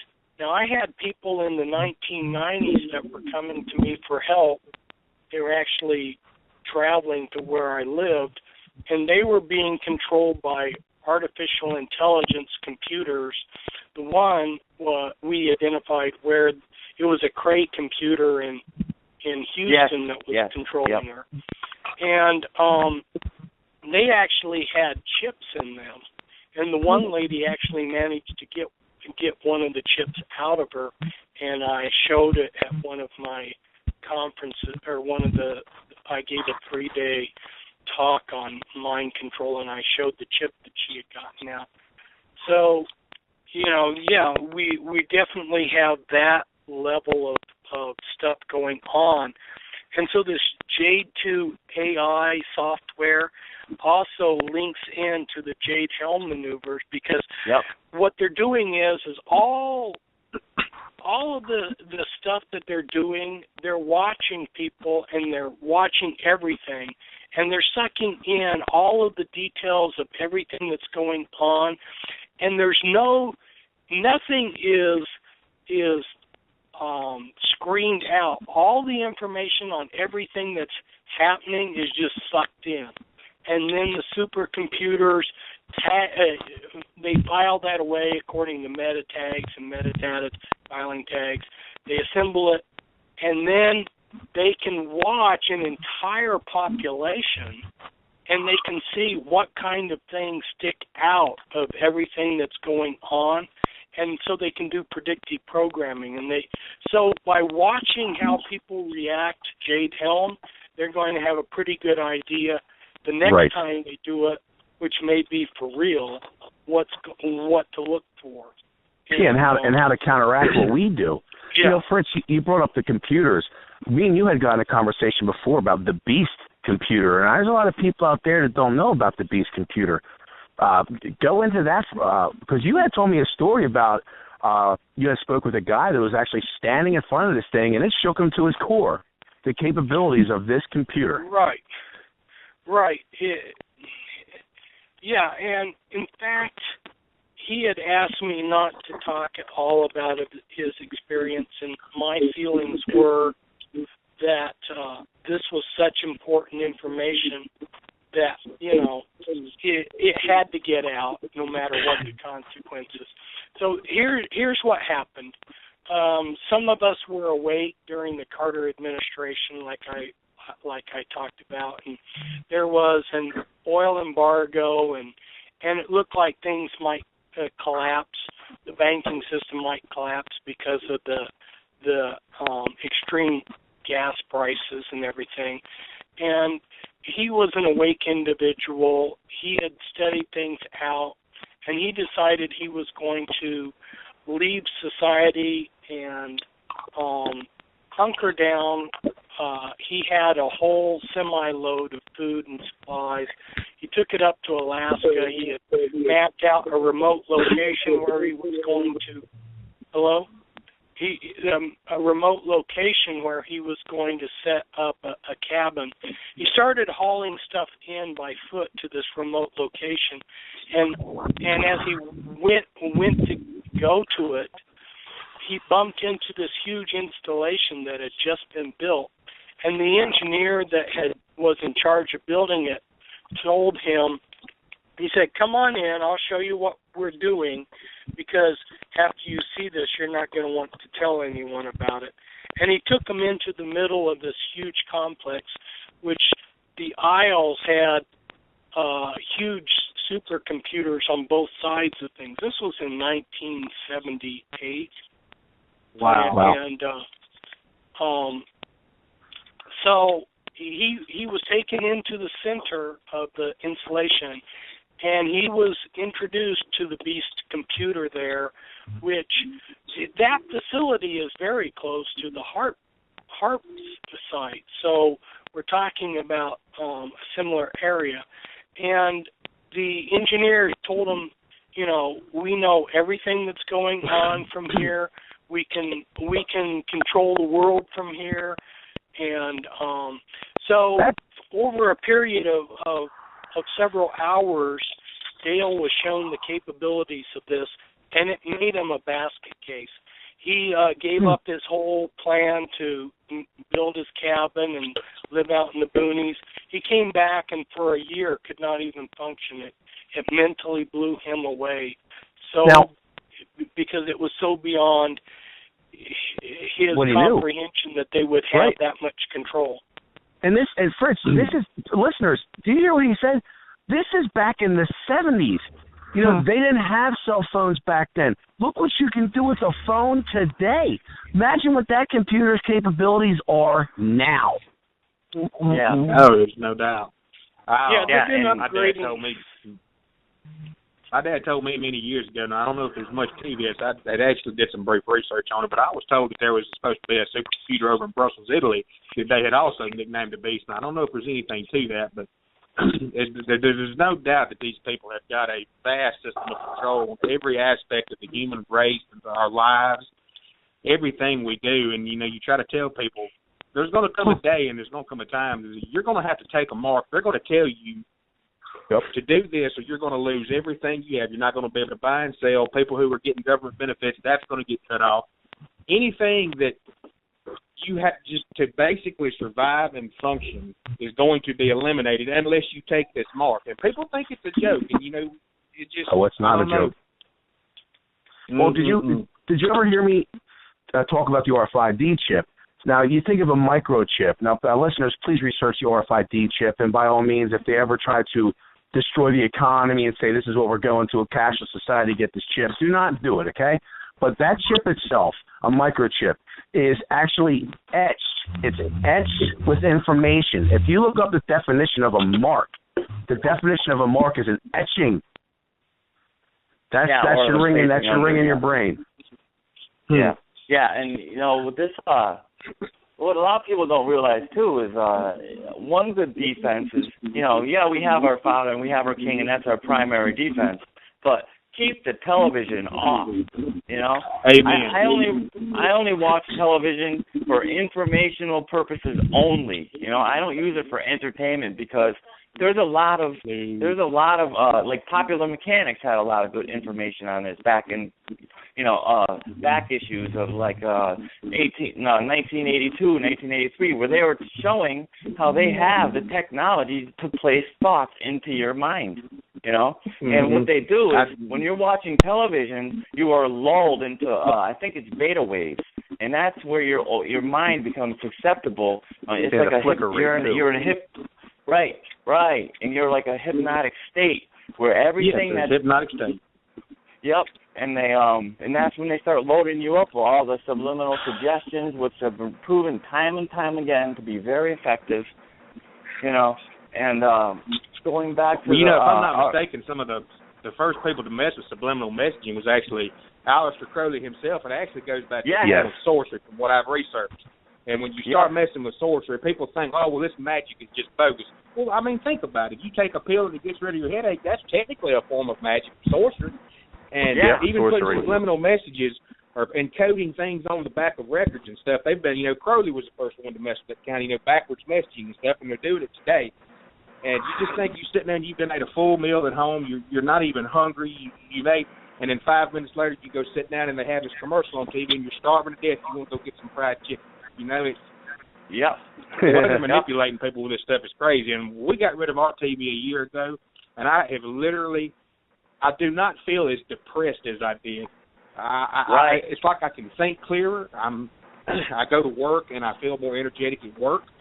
I have been in research more. I have gotten closer in the Word of God ever since I got rid of it. I don't feel it's just weighted down and everything. Yeah, you were on point, brother. Books, man. Hey, is it okay to mention your Facebook page you got going on? Absolutely. I actually got a couple of them. Me and Anthony Haas and Jessica Kimmerling have 2 of them. It's Resistance Rising is the first one on Facebook. I think AJ's pretty well acquainted with it. It's Facebook.com/Resistance Rising 7, and then the Old World Order page is Facebook.com/The Old World Order 77. And but we great do a lot pages, of stuff man. You guys there. put out some serious info. Well, hey, I want to. We got 10 minutes left, guys. I want to bring in this 336 caller here. This is the second time they got their hand up. Hopefully we won't catch crickets again. God bless, hey, 336, you're on air. Take care. Question Can you for hear me now? Fritz? Yes. Yep, we got you. Okay. Hey, this is Jennifer. I'm on James's Facebook. Hey, how are you? Good. How are you guys? Great. We got Fritz here. We couldn't be nice better. Nice talking to you, Fritz. I was actually out in public today, and I saw some public persecution happen right in front of me, and I just wanted to share a little bit about what happened. There was a family who had some members from China swimming in a lake where we were swimming out today, and they decided to baptize their family members in the lake. And I was like, well, that is so cool. And I was like, praise God. And then the park ranger came up and told them, next time, call ahead. This is not, politically correct or whatever he said, but I ran over there and I was going to butt in and speak my piece and stand up for them. But I was just wanting to talk about how, America has no idea what's fixing to happen to them with the persecution that's coming, and a lot of people need to wake up. Yeah, I agree with that completely. With the they opened up a whole new avenue of hate crime with legalizing gay marriage. Oh, yeah. Now you can't even say boo to a gay person without it being a gay crime. But and another thing that really gets on my nerves is they outlaw the Bible, but now they're teaching the Quran as part of their academia. That's part of class, but you can't bring a Bible to school. So it's plainly a pointed attack towards Christianity. Of course. Oh yeah, I'm a registered nurse, but I'm not working right now. Staying home with the kids, and I pretty much just study all of everything I can get my hands on. I'm reading, I'm studying. I'm just on fire with this stuff. But when I was in the system, I didn't even realize I was seeing the beast system come to fruition in front of me in the hospital. There was a system they installed called Epic, and they were going worldwide with it eventually. Now, we had to scan the bracelets and the medicines, but I was like, it dawned on me, they're just getting people ready to scan their freaking hands. I mean, it's just in front of their faces, and it's like 1984. People don't know history. They don't study it. They are so distracted, and they're not going to see it even happening to them. Their history is being erased. Yeah. Exactly. And you mentioned a key word there, the beast system. Fritz, can you go into depth a little bit about that, like what like what they're pushing, for now, or what they might be looking to do in the future? Like, we know they want the mark. Yeah, building upon what I was speaking about just recently, a few minutes ago, they started out with 3 beast computers, this one in Alaska, one down in Johannesburg, and then one other. And then they added to it. So he mentioned that he had heard about a beast computer in Brussels. That was added. And so they've got a network of these. And the thing about the AI is running things is it's got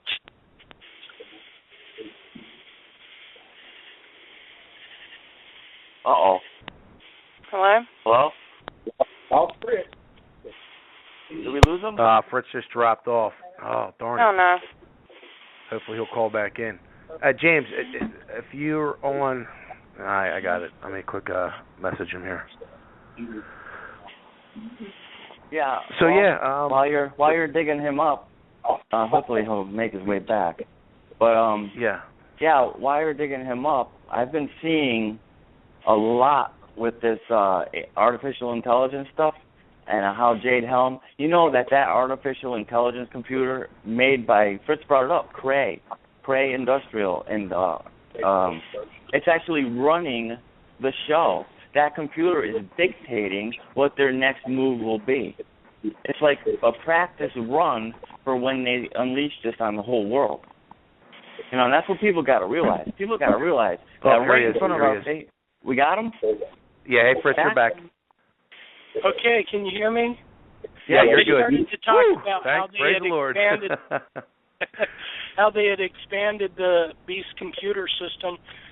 But what concerns me is by using artificial intelligence to run the world, you have a system that's totally lacking in empathy or regrets. So, like how you see police come and just beat people down. Well, now you have a system that will do something like that and have no regrets about it. Yeah, it's just going to make a decision and act on it. There's not going to be any second thought to it. Fritz, are you familiar with Epic? I've seen that before, and it relates to some of the other software that they're using, some of the other systems. Back in 1992, there was a meeting, and it was open to the public, but of course only the people that were invited came, except I came. And what it was to get the nurses on board that as soon as a child is born, they're to get all of the information, make an electronic birth certificate. But anyway, it's very similar to what you're talking about on the epic system, where they're bringing in this new thing. And what I noticed is all the new nurses almost were like salivating. They were excited about this, and I was like, these people don't even realize they're helping bring in this new world order step by step, and they're participating, and they don't have any comprehension about the bigger picture. Yeah, and they just think it's right. They just think it's saving them work. Exactly. They just think it's saving them some work. Yeah. The kids don't have a chance. This generation, they don't have. I don't see a chance for I have 4 boys, and I'm like, if I wasn't showing them pyramids and eyeballs and explaining, and my kids have latched onto it. They pick it out quicker than I can in movies and commercials, and they go, "Look, Mommy, that's," and they call it Satan and the devil, and it is, but it's simple to them, and they learn it so quickly. But there's so many that don't, and I'm just like, they're going to just accept the Antichrist so readily. From what I'm seeing, they're just primed. Society is so primed. They're brainwashing them. They're conditioning people for it.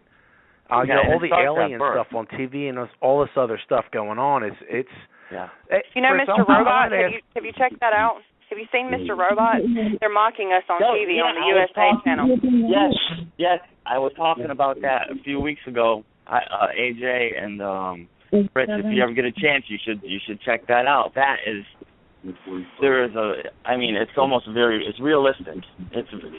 Put it this way, it reminds me of the externalization of the hierarchy, how they plan to come out into the open, and if there was ever a television show that is bringing it out into the open, it's that show, Mr. But they're Robot. also pushing their agendas too.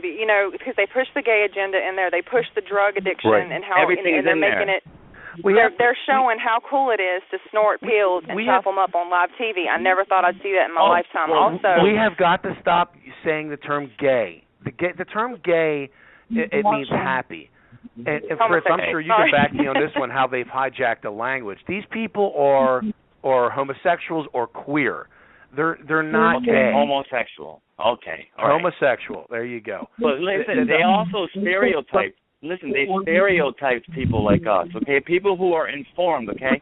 The main character in the show is very informed, but they stereotype them into being a drug addict, paranoid, schizophrenic type. Mm-hmm. And what's that do is trying to make the rest of us who are awake look like we're nothing but, drug addicted, paranoid, schizophrenic types. We're getting down. Go ahead, sir. This information works so hard against us out there, because I've actually went out into the public and talked with some youngsters and teens, and now my kids at our church, we actually talk about the Illuminati. We watch these videos. We know what's going on. My kids are very informed. Their friends, however, are not. And one of them was outside playing basketball with a big pyramid with an eyeball on his T-shirt, and I said, "Do you know what you're wearing?" He said, "No, ma'am." And then he laughed as I was walking away, and I gave him a list of YouTube channels. I was like, seriously, who's like, the Illuminati. Right. They make it a joke to them because of disinformation. They do, and they're making it part of the family unit, part of dinner table talk. And, hey, we're down to about 2 minutes left. I want to give the floor to Fritz real quick. Everyone, thank you for calling in. Hang tight. Fritz, by all means, please lead us out. Give plug your websites, anything you got going on. Well, I'm when I get the time, I write. Okay, Dolores, write down the new site. My website is pentrax.com, and that's where my books are available. And my new site, which I hope to link to the pentrax.com, where I post my daily articles, is 13 Bloodlines /pentrax / WordPress. So I haven't given that out to people before. It was put on my Facebook that there was a new site being created, but I wanted to give people a heads up, because a lot of the articles are good reading, and there's a couple other places where my articles have been archived, but currently that's how we're archiving my daily articles is 13 Bloodlines /Pentrax at WordPress. And then if they want to order my books, they need to go to Pentrax, PENTRACKS.com. I just encourage people. Oh, go ahead. No, go ahead. Finish. I was just going to say we're down to 10 seconds. We're going to go into overtime right now. But go ahead. By all means, anyone catching, anyone that's on the call right now can hear the show, and anyone listening to the archive. So by all means, Fritz, please continue. Well, my last thought was just to encourage people to get into their inner brave heart and to have courage and to, look deep into themselves and ask God what they need to ask for forgiveness to and get close to God. With His help, we can do great things. It sometimes seems like, okay, the dark side has all of the cards, but it's not true. And when you're in a position like me, as a researcher, I can tell you firsthand that they don't have a monopoly on power. Every so often you bump into things that show, hey, God's there, and he does his little, God was here thing with them to show them that they're not the gods that they think they are. And so I just want to leave those positive thoughts with the listeners. Yeah, thank you. Thanks. Do you have time for? I know we're in overtime. I don't want to take too much more of your time, Fritz. We've already done 2 hours. Do you have time for maybe another question from me and from James, just to wrap the show up? Awesome. Sure. James, you go first. I know you've been chomping at the bit for a long time to get on here with Fritz, and man, go for it. Well, I would just real quick like to touch on the whole Project Bluebeam alien agenda thing that they're really pushing real hardcore. I don't know if you guys noticed, but UFO sightings are increasing, and I would say that we could rebuke those. Wouldn't you say, Fritz? I mean, I would think if it's demonic and there's something happening up in the sky and it's deceiving people. I mean, because I've seen UFOs, and you know what? I'm thinking of it now, and I'm like, why didn't I rebuke it? So I would say not all of them are a demonic manifestation. They actually have craft right? that are anti-gravity devices.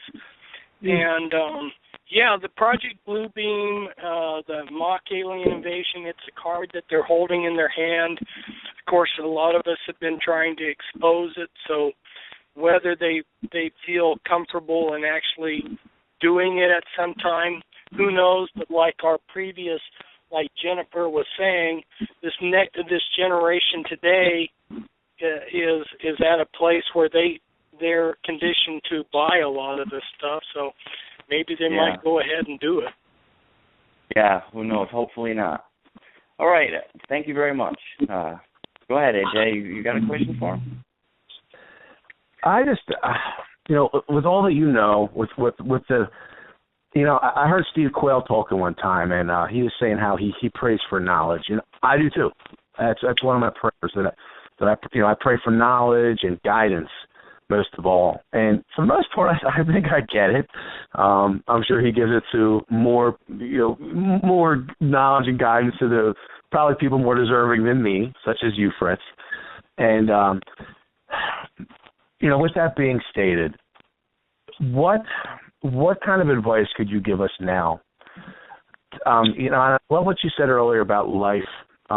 Knowing life rather than this, looking at all the negative in life and all the fear mongering and, asteroids are going to rain down from the sky, but looking at life itself. And I really love that. Fritz, I would love to do a show about that with you because I want to do a show about faith and love. And I would love to have you on talking about, chasing life, what it is to live. But, with all that's been stated, throughout this show here we just did for 2 hours. What kind of advice can you give everybody listening right now, or anybody listening in the archive, for the future? Knowing what we know, knowing what we've already exposed, how deceptive they are, how they use TV, how they use the media to control our minds on a mass scale. We talked about, basically one-on-one mind control earlier, like you had mentioned Cisco, and we talked about Bryce Taylor and Catherine O'Brien. But they control us on a mass scale, and they use every outlet that they possibly can. They use all their resources, and they also work on group. They use groups against people.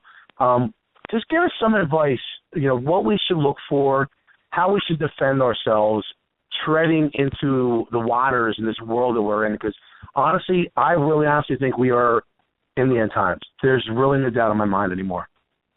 A lot of people, as they go through life, their identity and their sense of who they are is created by the masses, and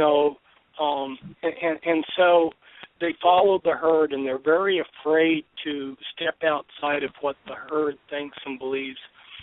And if there was anything I could say to people, it's that you've got to start taking control of your own life and your own thinking. And, in spite of all of the powerful mind control that they have tried to create, if you're not someone who's a victim of the trauma-based mind control, if you still have a chance to think your own thoughts, then take advantage of that and do that. And you have to know what you believe, and that's why people need to press into God, and they have to come up with answers for themselves. Don't listen to your pastor and just passively accept whatever he says, but get into the Word of God and see what it says. A lot of those pastors right now are saying, well, homosexuality is okay, Well, that ought to show you right there that they're not feeding you the pure Word of God. You need to get in and find out what you believe and why you believe it, and get rock solid about these things, and then nobody can tamper with your thinking. If some thought comes along, oh, well, you should take that drug or something, you're going to go, huh? That's not the way I think. I'm not going to take that drug.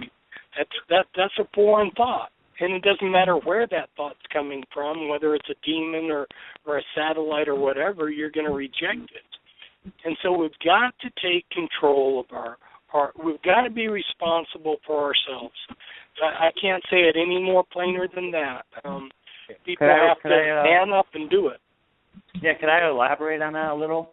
I like to simplify what you said there by making it as personal with our Father and Savior as we can. I talk to the Father and Savior as much as I can all day long, because we're being barraged with this stuff at all times practically. So I constantly ask, as you said, when these thoughts come, I put it this way: our thoughts aren't necessarily our own. It's almost like that thing we used to see in cartoons with an angel and a devil on your shoulders. Which one do you listen to? So, do you ever wonder where thoughts come from? Like, why am I thinking that? I would never think something like that. Well, that's how you can tell right there that just might be the enemy, whether by satellite or whether by demon, that's trying to get you to make the wrong decision. And so that's why I think our King said to pray unceasingly, And so I pray unceasingly by talking to him, just like he's right beside me, like he's my best friend, Yep. And so I talk to him throughout the day. I praise him for the trees and for the grass and for every little thing. You gotta make him your best friend. Hey, Jen, do you want to ask Fritz about that woman? I was going to. I was just. You had touched on a subject about a microchip, and you'd seen a woman or somebody that had one removed, and I was wondering if it happened to be Sister Carrie Bruno, or Nectaria. She would go by Nectaria. Fritz. I'm not sure I'm hearing. Well, you would probably know. Are you giving me a name? Are you giving me? Yes, you would have known off the top of your head, but it's okay. I did want to kind of ask about, because it's been a while since I've watched your videos and things of that nature, but you basically are, were you a part of the Bloodline, like in your, with the Illuminati? Wasn't that your testimony? You were like radically like... No, that was John Todd, wasn't it? No, yeah, John Todd. I was not. I was never part of any of these bloodlines. Oh, okay. I know that people have that are detractors that don't like me say make up kind of things like that, but no. In fact, my heritage are farmers from Kansas. Okay, I was just getting confirmation, like, because you seem to know. I mean, obviously you're an expert on the demonic realm and everything, and yeah, I had in my ignorance, dabbled with the Ouija board and the dark side, and I kicked that door open, but it took many years to finally, break all these curses and contracts that I made with the enemy in my ignorance. And knowledge is power, and you do have to be careful with your thoughts and your words and what you speak. And it's just you can't even avoid anything in this world now. We live. I know the word says that we live in this world, but we live in this world, but we're not of this world. So, Amen. It just seems like we're just passing through. We're just passing through. I just got to keep our armor on, but go ahead. Jen, I think you're thinking of the video I sent you about with John Todd Collins when he's talking about these demons behind the music industry. The Collins family is. What's that? Didn't you work with John Todd Collins? What's his name? Fritz? Well, after he went to prison, he was abandoned by everybody. Right. I picked up in trying to take care of him. Wow. Oh, that's fascinating. Cool. That's fascinating. A lot of people might not know about him. They discredited him big time. So they do this whole smear campaign on people. Yeah. And they blame you for things you've never done because you went against them. And Collins, Fritz, are they not one of the 13 families? Yeah. Yeah, they were very, very powerful, very occultic family. Yes. And John Todd now is dead. But, the thing is if you understand the trauma-based mind control, you realize how they've set these people up that are members to be instantly discredited.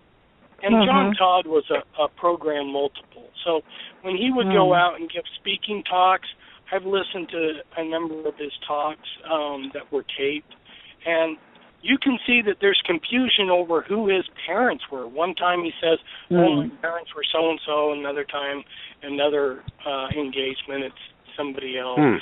Well, that kind of confusion over basic facts is what happens when you're a program multiple personality.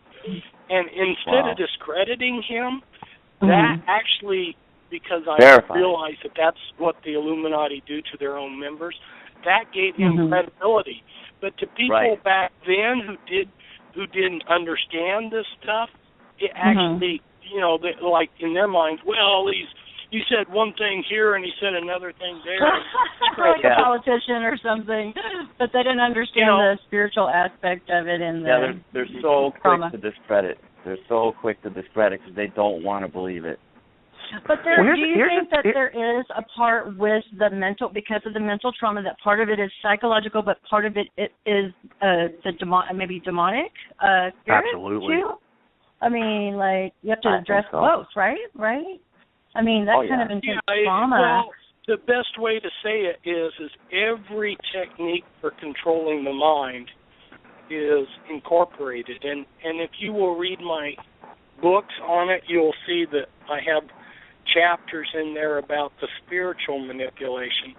Yeah. So there's definitely a spiritual side to it, but there's other sides to it too. Some of it just comes down to the kind of mind control that we exerted over each other as kids. That is, you grab a kid's arm behind his back and you twist it and you say uncle. And because he's in pain, he says uncle.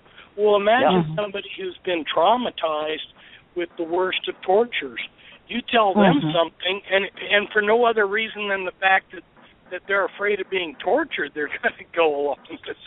Right, they get triggers and stuff like that. Absolutely, that makes sense. I'm looking forward to reading your book, though.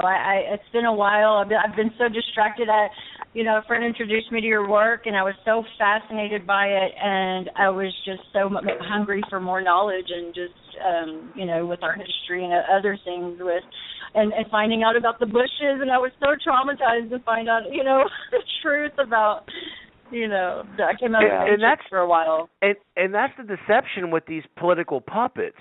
They're not presidents, they're puppets. When you take someone like the Bush family, they were drug runners. You take the Clinton family, well, they're drug runners. The Bush family is involved with the conversary in the prisons. Well, we know the prisons are privatized, really? so these bankers, the CCA, they're making a bunch of money off these. Yeah. It's horrible. Then the funny thing was, I was talking to a woman the last go round with these elections, and she's like, "I'm gonna vote for Mitt Romney." I said, "Okay, well, why?" I said, "Well, why would you do that?" "Well, he's pro-life." I said, oh, because he said that on TV, right? You believe him? I said, well, here's a little fact about Mitt Romney. He owns a disposal company, a waste disposal company, and Planned Parenthood happens to be one of his, biggest customers. So if he was so pro-life, he wouldn't be taking money from Planned Parenthood. Yeah, he was a Democrat, too. You can't trust anything that he says. And, he's a businessman, and it's just he's all about generating revenue. How about what's going on with Planned Parenthood right now? Yeah, and with the selling of fetal. That's what I wanted to ask you. If they were selling puppy parts, they would have been shut down immediately. Yeah. They can sell baby parts and get away with it. That's how upside down this world is. Yeah, we're helping other people in spinal cord injuries, and you're absolutely right. People would feel like there would be riots in the streets over puppies. Crazy. Wow. It was 1984. Up is down, and down is up, and black is white. And it's frightening because the mind control. I heard about Project Mockingbird or whatever, and it makes perfect sense.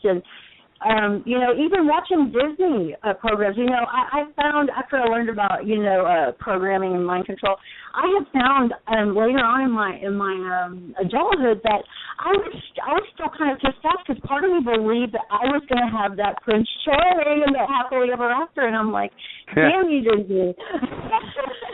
Because they do make you have. I mean, after watching it over and over and over again, your perception of what a man should be or your future, it's just not really based on reality. I guess that's my take on it. You have to. But we're lacking real men in this world right now. Well, it's getting really insane too. Like sometimes you can't even distinguish against what they're throwing at you or what's reality. I mean, I remember when they were saying, a black man will become president when pigs fly. Well, then President Barack Obama gets elected, and what do we get right after? Swine flu. Right. Swine flu. I mean, and, I thought of that. I was like, a black man will become I heard this guy actually say it. A black man will become president when pigs fly. And then later on, down the road, 6, 7, 8 months later, then the swine flu comes out. And it took me a while to put that together. And I was like, swine flu, no kidding. I mean, now, is this planned? Is this deliberate? Or is this just coincidence? I mean, right. But you know what I'm saying, though? Sometimes it's just the gray areas alone that can cause confusion. So I would say that's where we seek the Father and the King in those matters. Because the Lord of this world is also the author of confusion.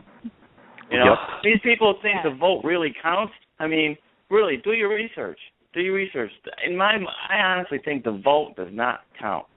No, Right. I don't either. And it's the deception. You don't. I mean, wolves in sheep's clothing. I mean, I remember when I first got saved and everything, and I just, I was still a little bit gullible. I guess I assumed that all Christians told the truth, and like they would never do that to me because they're Christian. But that I found, that I got really hurt by it, and I was so devastated. But they're human, and I'm not knocking believers because we all have our stuff, but.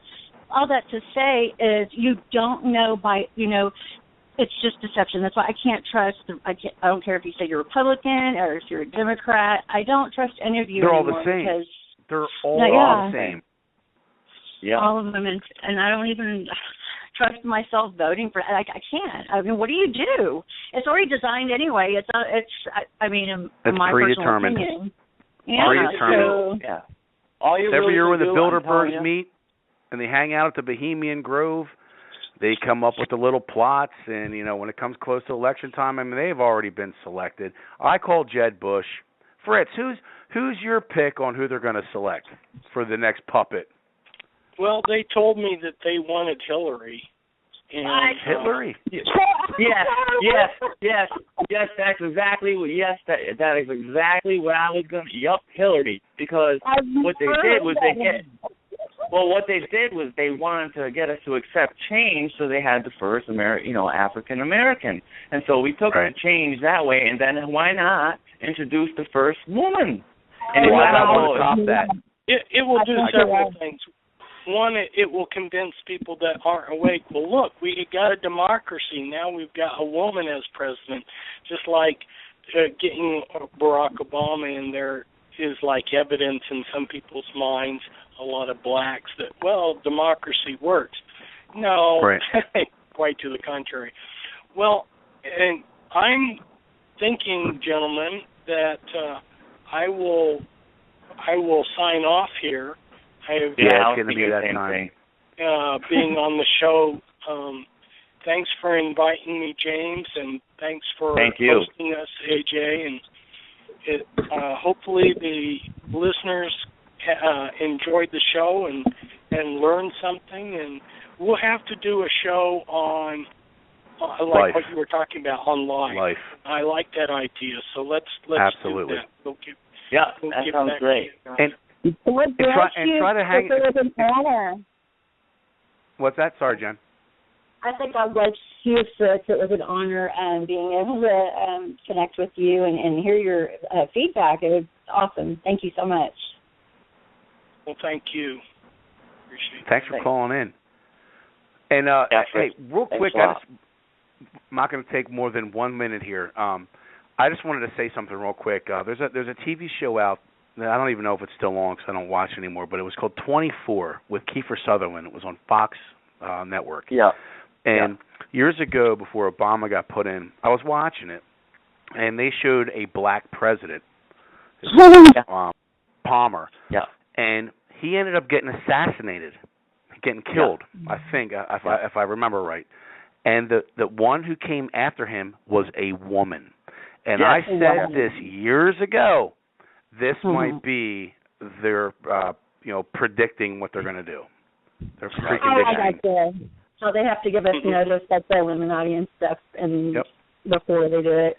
That's interesting. I'm going to be looking at that. Just to get the facts straight, Hillary, she was kicked out of her position with the whole Watergate thing. The woman is as corrupt can be. She's a Clinton. Come on, they're all one and the same. So, Fritz, I want to thank you so much for coming on. It is always an honor to have you. And yes, we will set this show up to do about on life. Everybody, that'll be great. Pentracks.org, right? Pentracks.com. .com. Yes, there it is. I'm going to post that to on the Infinite Source page, also Genesis Awakening and the New Element page. To get that out there, anybody want to find his books? There you go. Yes, I'm going to get one. They're all awesome. Thank you so much, Fritz. And thanks everybody for tuning in. God bless you. God bless you, too. Tomorrow night we have the Arsenal of Sound show. Monday night, get ready for it, the Genesis Awakening. God bless everybody. Stay safe, Bless stay you. strong, and keep fighting for freedom. Love you guys. Peace. Love you all too. All right, peace.